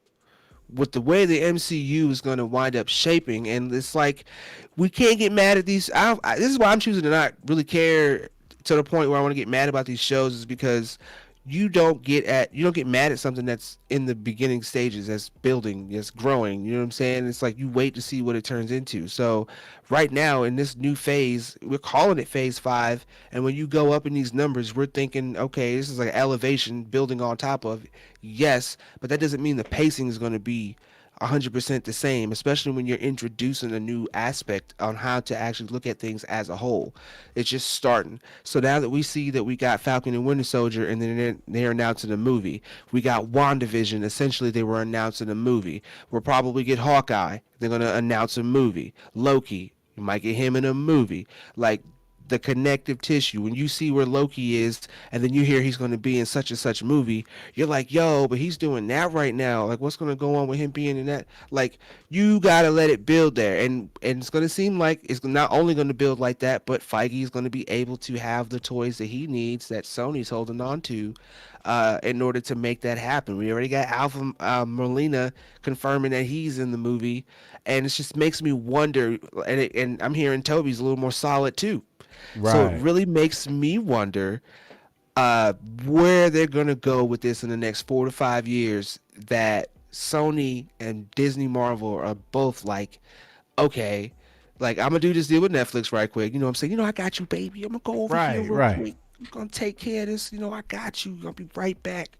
and then the next 4 or 5 years are just going to probably smack everybody around, see how it goes. It's business. So you're not going to say, oh, this is indefinite. You're not going to say for the next 10 years, but I wouldn't be surprised if they're so successful in the next 4 to 5 years, especially if their movies are like the ironic superhero movies for real saved the box office, and now we're going from 48 to 100 million movies to $100 million movies to where we're getting almost again those $1 billion prices because it's back, baby, because of Marvel and Sony. Do you know what position that actually puts them in right now? People don't really look at Sony in a very high light, and they put themselves in a really good position because them playing ball off top, seeing that they're continuing to play ball, however you want to look at it, up or down in their scale, they're giving the fans what they want. Facts. And right now, MCU is that thing that we want to see grow and give us that sense of fanboy and fangirldom to where you're like, hey, but yeah, in the comics this happened. Maybe it won't happen the exact same. Maybe we won't agree with the way that they do it, but we got it. We can be like, yo, yeah, because in this iteration, this is what happened. Like, I miss having those types of conversations with people on a real level because of the content we got in the movie made you want to talk about Doctor Strange issue, whatever. You know what I'm saying? Or Black Panther issue, whatever. Oh, yeah, Black Panther's like this. Yeah, but in such and such, he was like these were finally starting to get that back. And it's going to take a little while before we start looking at it that way again instead of looking at, oh, well, these shows. Like, yeah, these shows have the Easter eggs in it. These shows, like, whatever they're going to do with, was it Julia Dreyfus? I always remember her name and then forget it when I try to say it. But y'all know who I'm talking about, okay? Old girl that they introduced as being Val. Like Madam Hydra or Val or whatever her name is or whatever. Whatever name. She don't like being called that name, so I'm still waiting for her to actually I'm going to call her Val. Or something. Right. But, at the same time, like, like they can't, and they were limited. We didn't talk about that earlier, but they were limited on what they can talk about with her because it's not Elaine. Don't play with me, Felicity. I know her name is Elaine in Seinfeld. She tried to set me up. She sure did, man. Anyway. Sure did. Try to set me up good. Anyway, Spider-Man keeps it on a rocking up there. Flossing on it. They couldn't talk about what her arc was going to be completely because she's going to have implications and stuff in the future too. So I'm excited because there's so many different ways that they could go, and it kind of sucks that we can't just get it all very easily. We have to go through these hoops of having to have deals that we have to almost always be fearful because we don't know intentions and where they plan on going with it and stuff like that. But it is cool to see that 2 top tier studios were able to come together and it be greater than them. Yeah, they do stand to make a lot of money, but just like you guys, when you love us, when we say and do the right things, Marvel, Disney, and Sony, do it right and take my money. Like, I have no problem with that. My money. Yes, maybe we need to make a "Take My Money" song. That's the one for the show. That's the one right there. Take my money. Something no, man. See, look, I was trying to go 90s old school right there. That's that. That's that Jodeci right there. Take my money. We'll find a way to put it together. My house and my car. Let me start.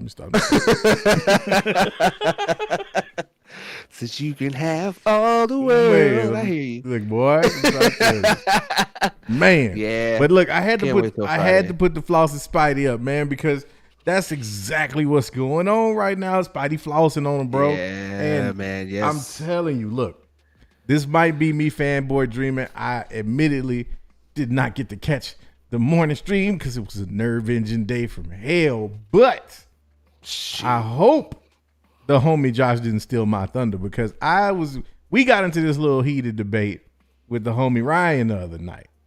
And we were talking about this, and I was like, look, it don't matter which way you slice it, whether it's Tom Holland, Tobey Maguire, or even Andrew Garfield. This indicates to me that not only have they figured out a way to let White Suge play with all the toys in the box, but for both studios to have their own Spider-Man that makes sense in a universe that allows them all to play together. This is there's been when you think about all of the rumblings about the live action Spider-Verse, about all of these Spider-Men that are popping up in all of these that could be popping up in the Doctor Strange movie or in Spider-Man 3 or whatever it may be. You hear about this news. How can you not at least fanboy dream about the idea? Picture this. What if Tom Holland ends up in the Sony Spider-Verse, right? And that's where he lives, where he currently is. And then the MCU and White should get Tobey Maguire Spider-Man. And he becomes the MCU Spider-Man. And they know of each other and they exist.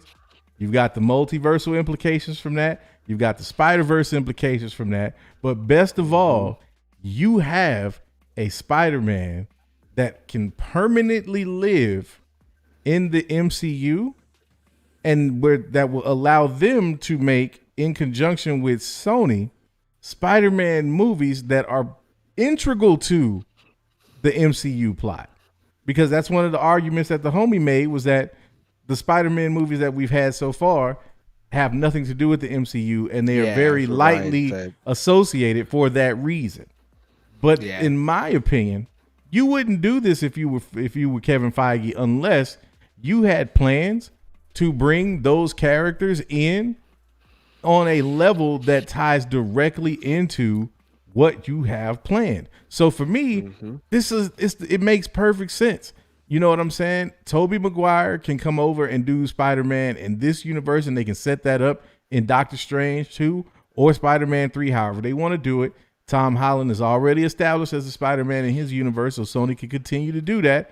And think of it in the context of the deal that was also announced that means that Spider-Man content will live on Disney Plus after its exclusivity with Netflix has expired. Why would White Suge put all of those pieces on the board if he didn't have at some point a plan? I'm telling you, Spidey flossing on them. I think, to me, the core of the deal, and go ahead, chat, and Al, I know he will too. You know, let me know if I'm way off on this. Let's see. You think I'm at least lukewarm. I think the core of the deal is the fact that they realized, and they beating them to the punch, that Spider-Man is their Batman. And that was kind of a little bit of my argument, is that I feel like they're trying to inject not just the run-of-the-mill Spider-Man, like the implications of the multiverse. Not only are we going back and doing like the 90s Spider-Man, now we got the new version with Tom Holland, who had like the black suit. Of course, it might touch on the Andrew Garfield, but outside of that, now we can go ahead and get into the Miguel O'Hara's. Now we can start getting into the Miles Moraleses and Riley's. Like all of that is like, I think what the implication is, if we get a movie with multiple Spider-Men, and the fact that they're putting all that stuff on Disney Plus and Hulu and stuff like that, like there's been talks of them doing Spider-Man TV shows, like, and people are all like, the fan service for that is down for that. Like, that's not even a question.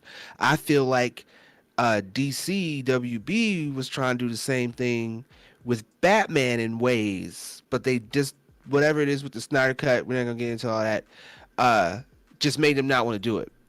So not with that version. They'll probably make this Matt Reeves and then do the TV show. Like, I hear they're talking about injecting Batman everywhere too. Right. So I feel like they felt like, yeah, Spider-Man is that thing. And if we inject him in ways and have him on both sides and bring him here, and everybody has to come here and watch Spider-Man, we all make money. And we all please the fans. Exactly. Because Spider-Man is in everything. Like, Spider-Man is the third person views of the Marvel world. Like, he's in so many different comics. Like, I don't even really feel I have to validate it by busting out anything because Spider-Man is just very pivotal. Like he's going to be he has interactions with Daredevil, like the street level characters. He has interactions with with Asgardians. Like Spider-Man is that dude. Right. And you give that character that respect. And I feel like they're finally doing that for sure. While I talk behind the scenes over here. Right. What just happened to Wallace? What are you doing? Wallace. Every time. I just don't understand. I don't understand what Spidey he's over doing. there. He's got too caught up in Spidey flossing. I saw him tripping over there. Just crazy. Crazy, man. Him tripping. That's what it is. Look, Wallace is mad that Spidey has gotten more after dark screen time than he has. Mm-hmm. That's what that is. That's what that is. Right. Exactly. Ridiculous. But yeah, I mean, own that. Let's put it to the people and get into this conversation. And Libation, look, he's still trying to troll us. He's still trolling. Let's get into this conversation. Yeah, he's trying to blick you, man. You know he be doing that, man. Look, I don't know, man. That's your boy. It's Manos. Right. Exactly. But let's get into this conversation and Libation. Let's talk about some of these super chats and let's ask the people. I want to know this question. If we do have a scenario where we've got two Spideys, which one do you want to be your MCU Spidey? Do you want Tom Holland? Do you want Tobey Maguire? Or if you even want Andrew Garfield? Let us know. Let us know in the chat as we get to reading some supers. I won't lie. So I think that might be a little.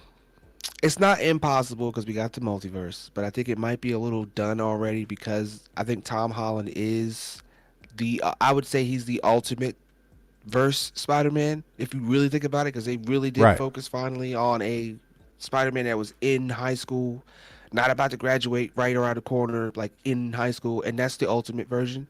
Right. And I would say for me, I'd like for that to stick to the MCU because they introduced that one. But I will still say if you actually look at what Feige did with that, giving it back to Sam Raimi, trying to get Tobey Maguire, like that just to me kind of seems, or at least, excuse me, I don't say give it back to Sam Raimi because he's not the one directing it, but I mean like at least putting it anywhere near close to Sam Raimi just feels like I feel a Spider-Man 4 coming with Tobey Maguire in the future for some reason, and it being under MCU. That's just how I see it.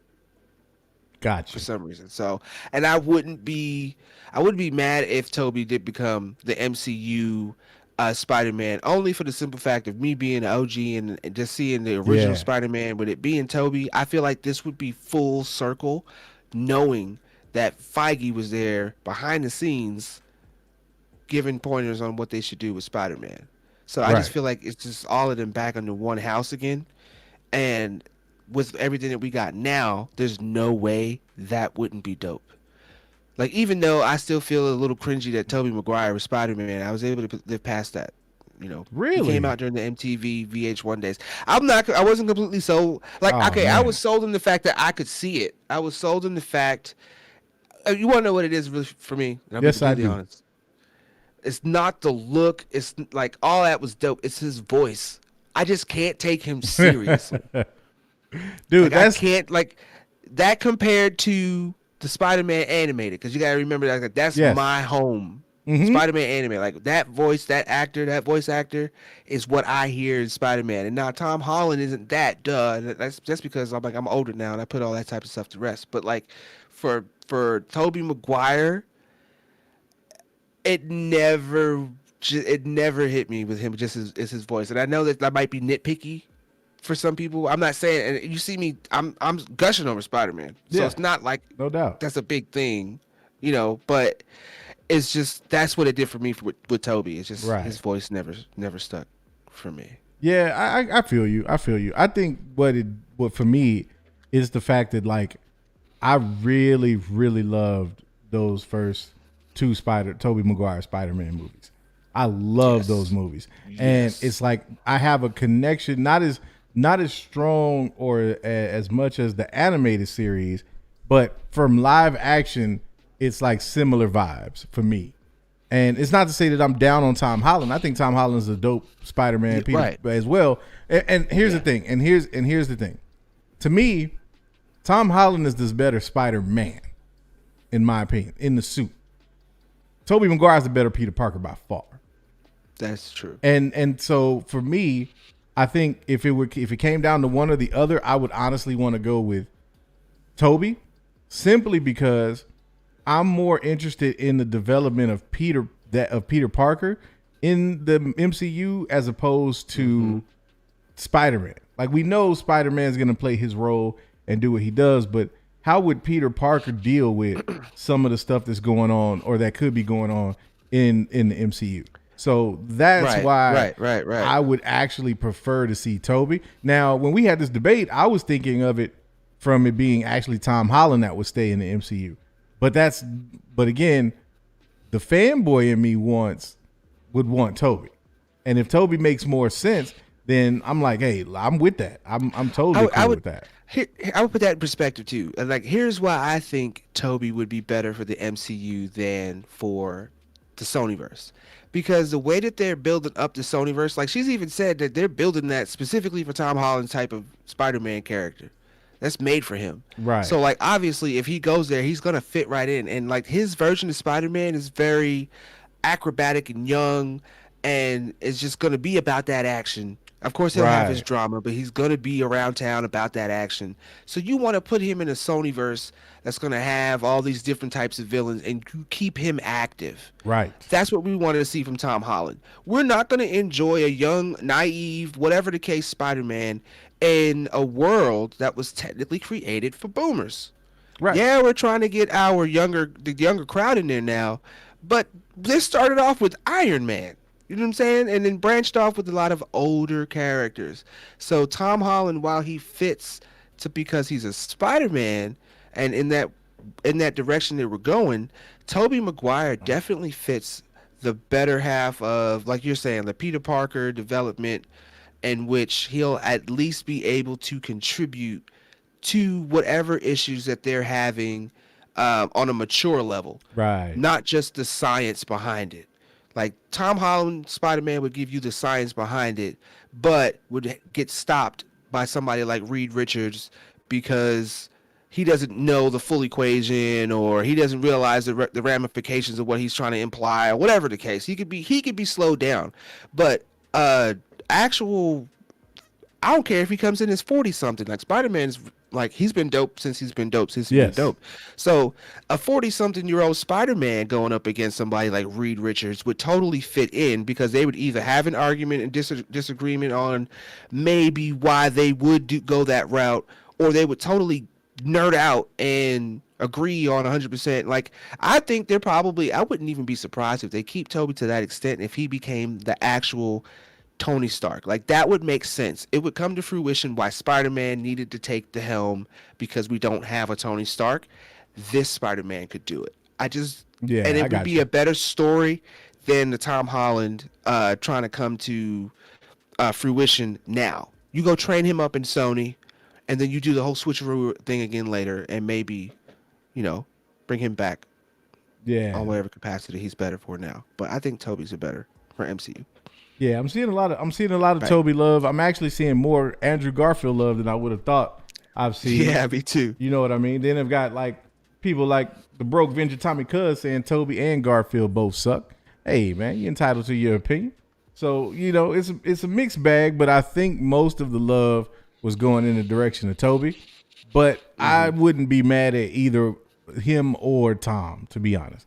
Like, whichever one you went with, I'd be okay with. I would just really like to see Tobey play around in this universe with these characters, because I feel like, kind of to your point as well, a more mature Peter would fit better in this MCU with these characters. I think it would just be a different vibe, and it would feel a lot better. Tom Holland was cool with Iron Man, but I don't feel like Tom is ready to really step into what Iron Man meant to the MCU or what he meant to the Avengers.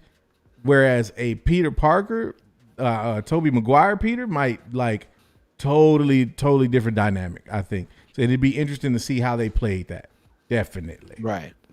Most definitely. So yeah, and you gotta think about it.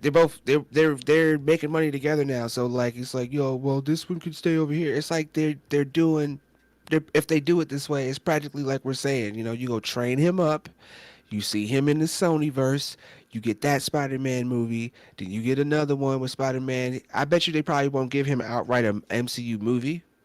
I would say at best he would probably cameo a whole bunch, and what you would probably get is like a Peter Parker. Because to continue on with some of the deal, like the Norman Osborn thing, you're gonna see him show up in some Disney Plus shows as well. They said, right. So I don't know how much to what capacity he's gonna show up, but I mean, if he even plays just a regular villain, never puts on the Green Goblin or the Patriot suit, and it's just him in that show for whatever capacity, that's awesome. That plays into that budget. So it would just be advantageous to swap them out as necessary. Yep. And continue I can see that. That story, man. Definitely could see that. You know what else I could see? Looks like this first $2 super from Lucas Tex Venger. Appreciate you, man. Says Ryan Reynolds for Johnny Cage or bust. That would be super interesting, but that would also mean that Ryan Reynolds would command a fourth of the budget. Nah, man. Right. Like, nah. Let's keep it with the, unknowns just for the sake of the budget, because that budget is gonna need all the help it can get. Most def.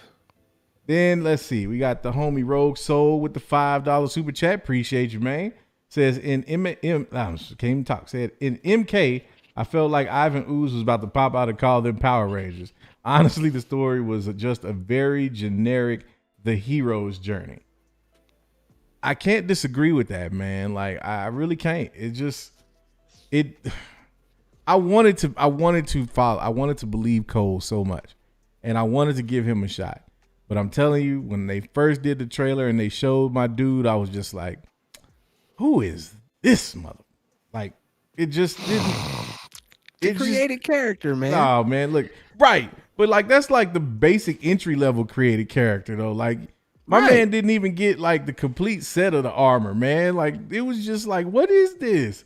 And what was with the nightstick? Like, where's Stryker at? Like, Stryker wasn't nowhere to be found. Like, I'm confused. Yeah.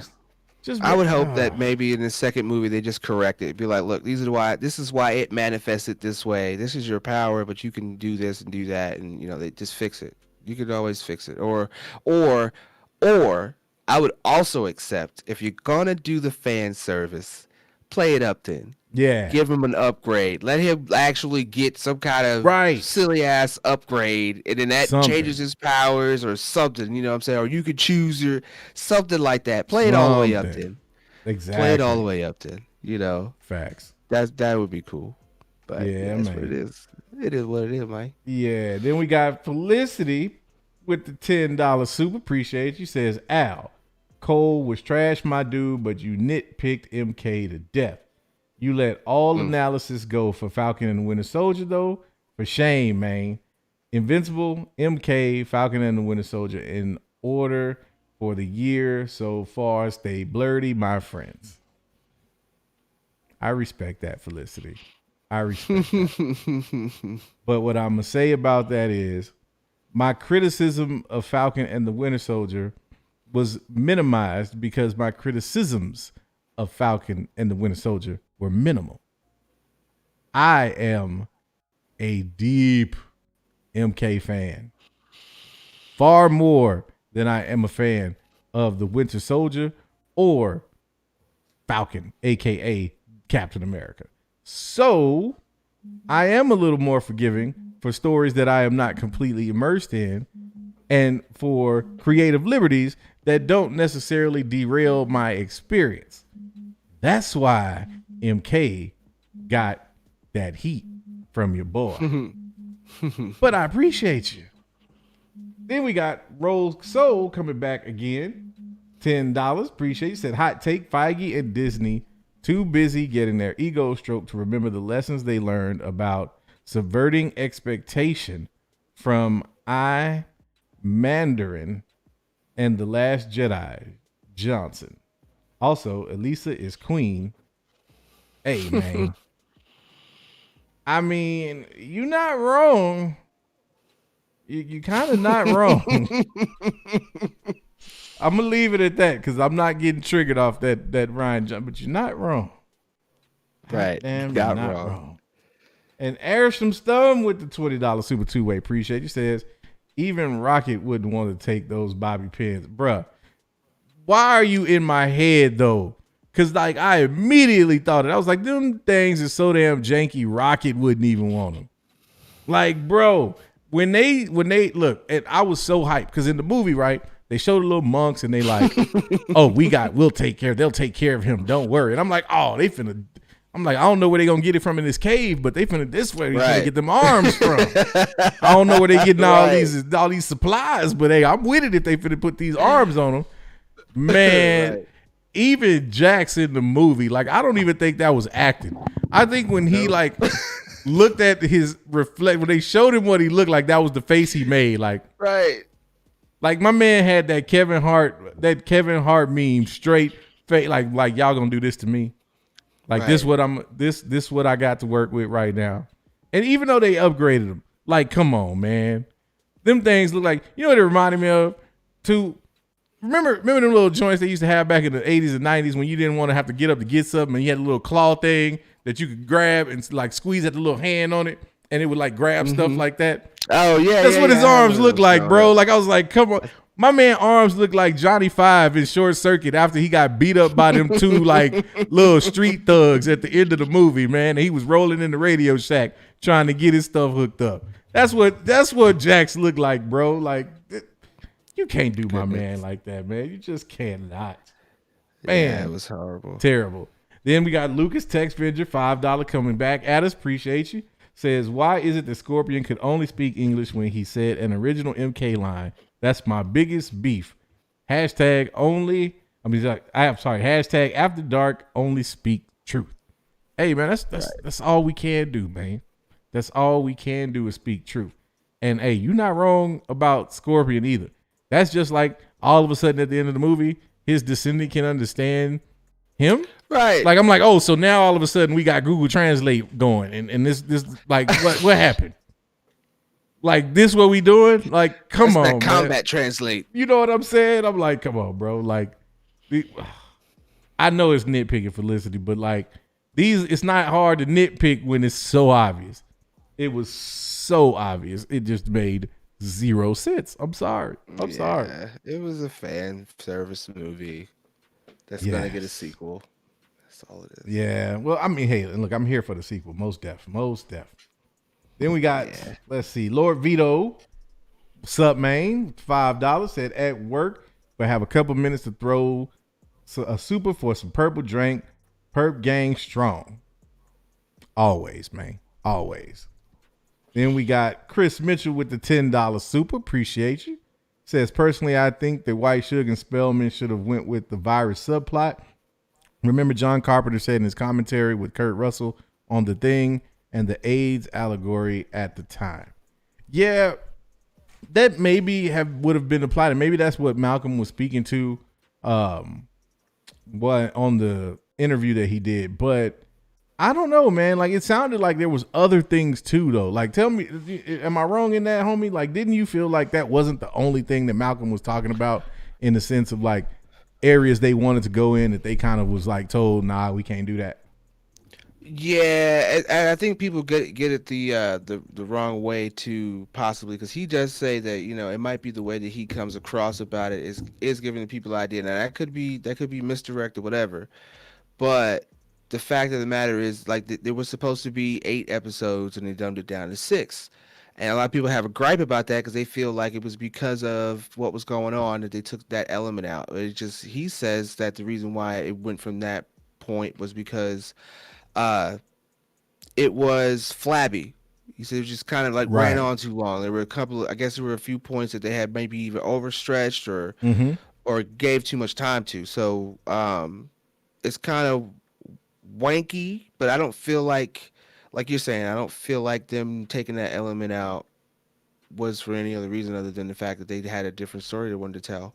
And Right. If I'm gonna go a little further with that, I feel like maybe they took that element out and played it down not only because of that, but because again, we have this deal coming through, and honestly, maybe this might be the first little bit of time that we're hearing that it's confirmed for it to happen. But these deals are usually solidified and done long before it gets any kind of media coverage. Right.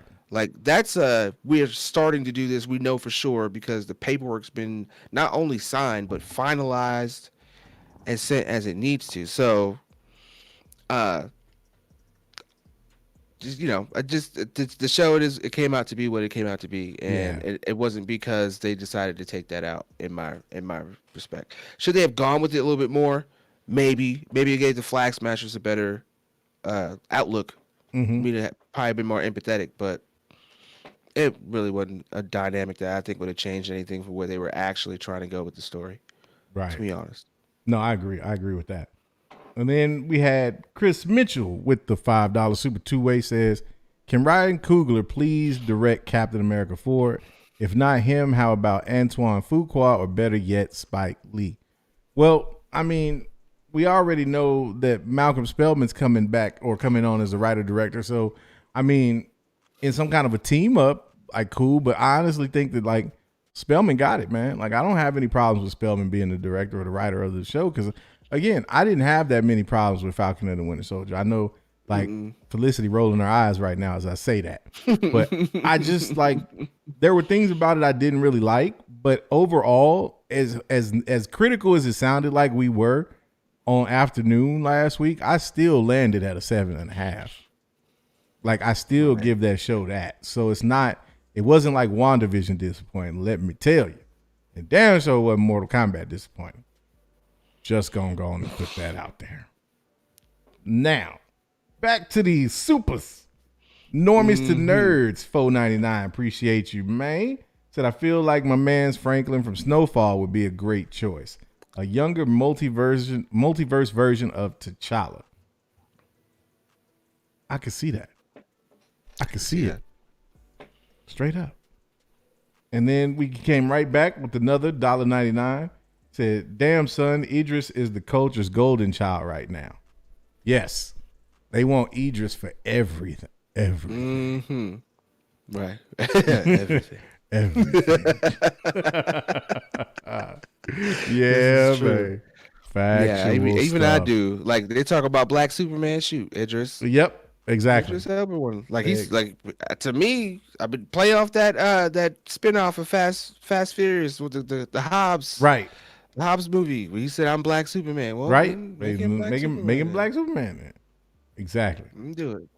Then we got Matthew K with the $5. Said I want to see a Killmonger redemption arc ending with him becoming the new Black Panther. Maybe saves Wakanda from some threat before he becomes Black Panther again. I'm with that. Like seriously. I want to see something like that.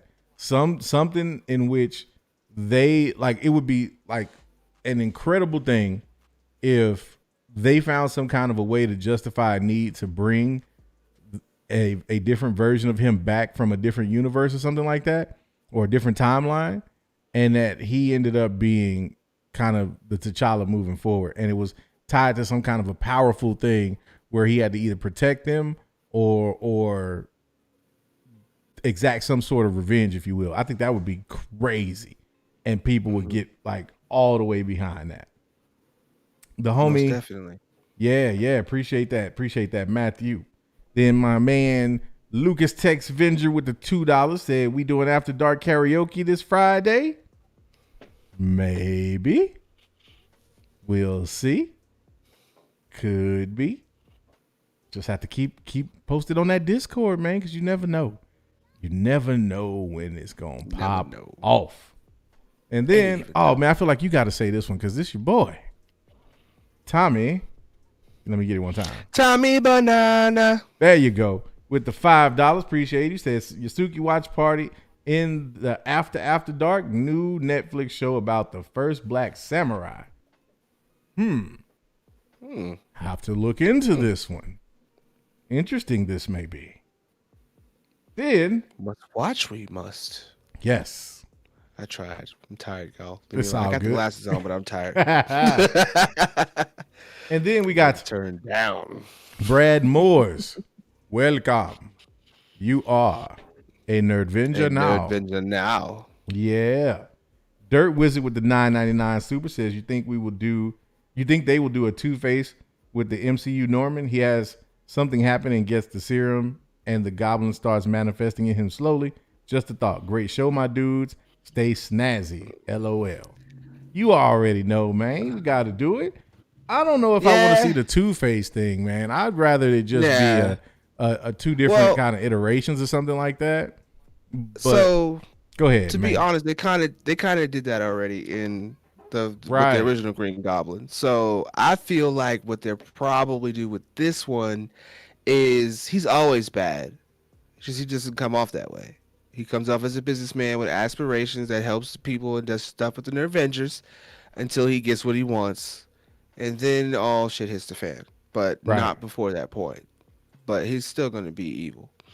So I'd rather see that than him take the Green Goblin serum all over again. And then, if anything, if they did do that as attributed to the serum, at least I can say, because it's the MCU, we'll watch an arc of that instead of him taking it and just being completely crazy and then him dying at the end of Spider-Man. Right. So exactamundo. Then we got Daniel Fisher with the $10 super. Appreciate you, man. Says R.I.P. Damn, Daniel. Damn, Daniel. Says R.I.P. afternoon. Looking forward to all these changes coming up for the den. Friendship again. And then he hits us with a take my money. Almost. That was close. Close. We can harmonize on that. We're going to get that. We're going to get that. Yeah. Matthew K with the $2. Appreciate you. Said Toby brings a certain maturity to the character. Amen. Yes. Rogue Soul with the $5. Appreciate you, man. Says Toby was the best Peter Parker. Garfield was the best Spider-Man. Holland is a good age. I don't know, man. Like, Garfield just didn't do it for me on either front. Like, I just didn't, like, I don't know what it was with that dude, but I just did not believe him as Spider-Man or Peter Parker. That's just... I have to agree. I watched it more for the Spider-Man aspects than I did for anything Peter Parker. Yeah. 100. Like, I thought the Electro and him stuff, I thought that was pretty dope. The costume finally, but they oversaturated it. I will agree, they oversaturated it with the Green Goblin. Like, I would have loved to see that. Like, you should have killed Gwen Stacy in the middle of the movie and then maybe end it with Electro. You don't end it with killing Gwen Stacy. Like, I don't know. I feel like that was backwards. Yeah, I kind of agree a little bit. And then we got Normies to Nerds with the $5 super. Appreciate you, man. Says, that's why I want to keep Tom, so he can grow into that older role. Yeah, but I feel like we're at a point with the MCU. Do we really have time to wait for him to grow up? Right. Like I'm like it's not in the MCU. Yeah, you said it right now. Right. In the MCU, I don't really think we have time for Spider-Man. He's got to be. I wished he had been there already. But if they're gonna do a multiverse kind of thing, then I can see them, swapping him out with a more grizzled, older Peter Parker. So yeah, it just makes sense, man. You put him in that Sony verse. You put him over there with Carnage, and you let Spider-Man play that story out. Because I kind of like the ultimate version of that. If they go any kind of way with that, like Venom's not all the way bad either. He's just misguided, like how they're trying to do with that Venom, and him and Spider-Man actually have good interactions. So, albeit he wants to be like that Venom wants to kill Spider-Man for many different reasons. I don't know what reason they'll pick for this one, but it'd be dope to see Tom Holland with your boy over there. Yeah, no doubt. Y'all know who I'm talking about. Y'all know. Then we got Felicity coming back with the $5. Said, let's pour one out for afternoon, y'all. Love AD, Al, and Lavis. So wherever you guys go, I will follow because I have to keep y'all in check. I will give you a good old Busta Rhymes woo-ha for that because you ain't lying. Yes. Then I got Shells the Wise Tex Venger with the $2.99 super. Says Cole's suit was spray painted aluminum foil. That's where you're wrong, cousin. That was actually a Rolo wrapper. Trying to tell you, man. Expensive chocolate candy wraps. One of the it wasn't even expensive, man. It was that bootleg expensive candy, like where it's like, man, look, where the gold rub off on your fingers, like you like that ain't even real, man. Like, come on. You remember when they had that gum that came out, the foil, like was kind of gold? Yes, exactly. That part. He collected all of those. Like seriously, and rolled it up. It was like, yeah, I'm about to stun on them now. Like, man, sit your ass down somewhere. Right. Gonna whoop Goro, man. Look, don't even get me. Look. All right, Proxy $4.99, man. He said, I know y'all got MK11 on PS4.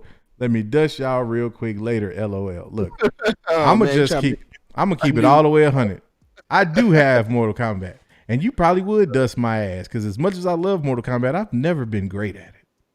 I've never been that great. Like I can hang, but like it's just something I don't know. I never did have the, especially when they started like introducing all of these different aspects. Like I'm like, now we got weapons, we got walls, like attacks, you got different styles, you got different calibers of your move list. Like, yeah, no, I'm like, okay, I got a job and kids. I ain't got time for this. I know. That's pretty much just me. What I was about to say, I used to be awesome at Mortal Kombat. I had a friend of mine back in the day I played, and he beat me once and just like completely went off the rails on the bragging about it. And then I beat him 9 more times in a row.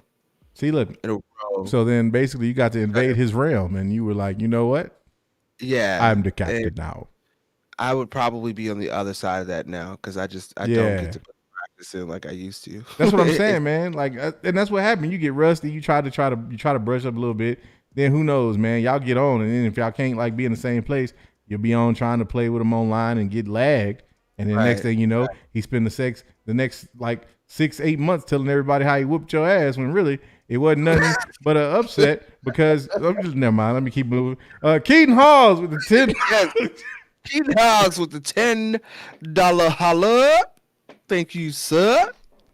Yes, sir. Said I remember as a kid playing MK for Sega Genesis with a friend in the Nomad system. Probably 1995. Great memories. Man, look. Yeah, kids will not understand what that feeling was like to actually play games person to person with no online back in the day. You ever know what it's like to look your best friend in the eye knowing you just smashed his ass all up and down the court, the video, the field, the Mortal Kombat arena, whatever it was, like, and then being on the flip side of that also, like you ever get whooped by somebody that just keep talking while you there? And you like gripping, you looking like Arthur because you gripping the controller like and your fist getting all, you like, if he say one more time, if he dunk this, if he do one more fatality on me, this controller gonna end up upside his head. We all been there. We all been there. I know it. Yeah, man. I know it. Man, and then we got, let's see, Sufi with the Sufi. Appreciate you. Sufi. $4.99 said, I just want to see a good black cat with Spider-Man with the super serum and everything, but she's too much for Tom Holland Spider-Man. Oh, yeah, exactly. It wouldn't work. It wouldn't work at all. This dude, no, he too green. It ain't gonna work. He need a little bit more. Yeah, man. He need a little bit more seasoning. Right. You can take all of them over there. You can take Ned Leeds. He can take the lead. Yep. Shoot. Tom Holland and Zendaya. You can take all of them over there to Sony. Yeah, I'm man. down with Toby, okay? I don't know if we have to bring back Kirsten Dunst necessarily. Yeah. We can put Toby in a I don't have my family situation. I'm cool with that, with the little pictures and the little envelopes that show he's paying child support, whatever. But I just having Toby Maguire, okay? Yeah. I want to hear how he has them problems. But he's about that smoke. No doubt. No doubt, man. Well, what you thinking, man? We ride for a couple more minutes and then we ride out this piece, man? What you think? Hell no, we gotta do after dark. Yeah, you right. We fine then. Like the man said, You ain't got to go home. But you got to get the hell up out of here. Yeah. Man. Homie, it's been another one. You know, I was looking because real quick before we get out of here. Shout out to the homie Ryan. If you ain't noticed, you go to the Den of Nerds Live YouTube page, and we finally got categories and playlists. Slow clap for Ryan because we got him. I was looking at the After Dark one, man. It's like 44 videos in there. We almost at 50. Oh, man. What are we going to do? See, this just helps us now. So now exactly. Now we know milestones. Yes. We got milestones now. Episodes to go before we got to do something. We got to do something for 50. 50's a number. We gotta honor that number. Also, if you want a good laugh, go back and check out some of them OG After Dark episodes. Oh, yeah. Man, I went down memory lane. I watched like maybe 2-3 minutes of every episode, bro. How did you? We come a long way, man. Yes, in a short time span, and have so much further to go. Yes, most definitely. Oh, and this is you talking about after the Blickening, correct? No, I'm not. I went pre. I went I went all the way to like episode. Look, I went back to the episode where I wasn't even on the show. Oh, yes, God. I went all the way back. Man, believe it or not, Nerdvenger gang, there was a time where your boy Al was not a part of the After Dark crew. It was only one episode, but yeah, I hadn't necessarily joined the squad, man. And the squad became. Was it? Oh, yeah, it was only one. It was only one, man. It was like immediately it happened, and it was magic. It was a beautiful thing, man. Like I shoot, it would have been the first episode if somebody was answering the damn phone. You're right. Hey, it wasn't just the phone. Let's keep it a buck. It was the phone. It was Twitter. It was Facebook. Right. It was Instagram. Right. Man, he was out of reach. You want to talk about getting one of them devices with the hands on it that make you want to reach out and grab something. You'd have thought Lavis was IRS trying to get in touch with me the way I was ducking this boy. I was like, I don't know you. He's like, who is this Nerdvenger? Facts. But it all happened in due time. So yeah, check that out, man. Yes, and we gonna go on and get up out of here and make sure that we catch you in the next episode.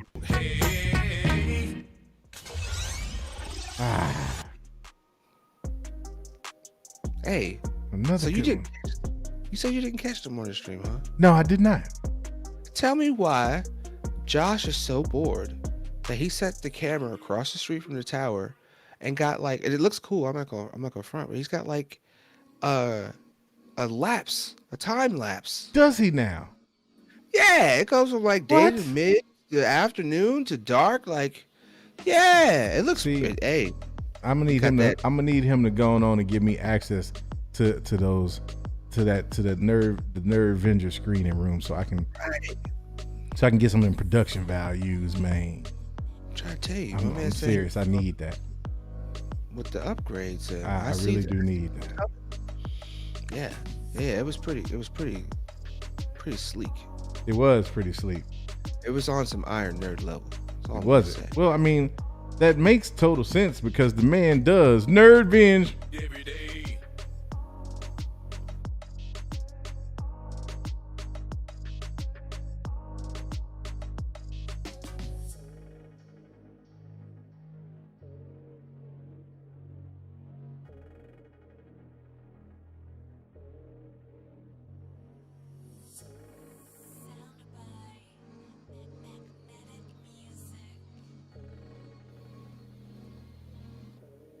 Every day. That was about the latest every day I'd ever heard. Like, what in the hell? What in the hell is going on? That took way too long.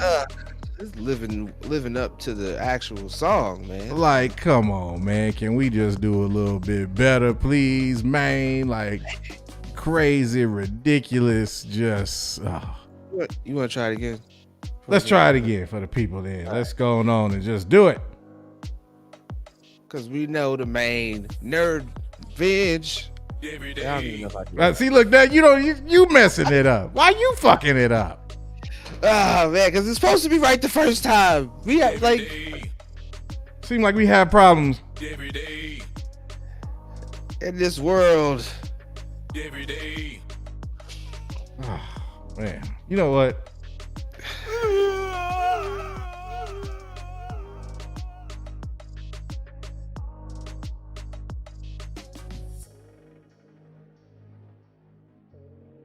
Hit me. Check this. Take my money. Now check this out.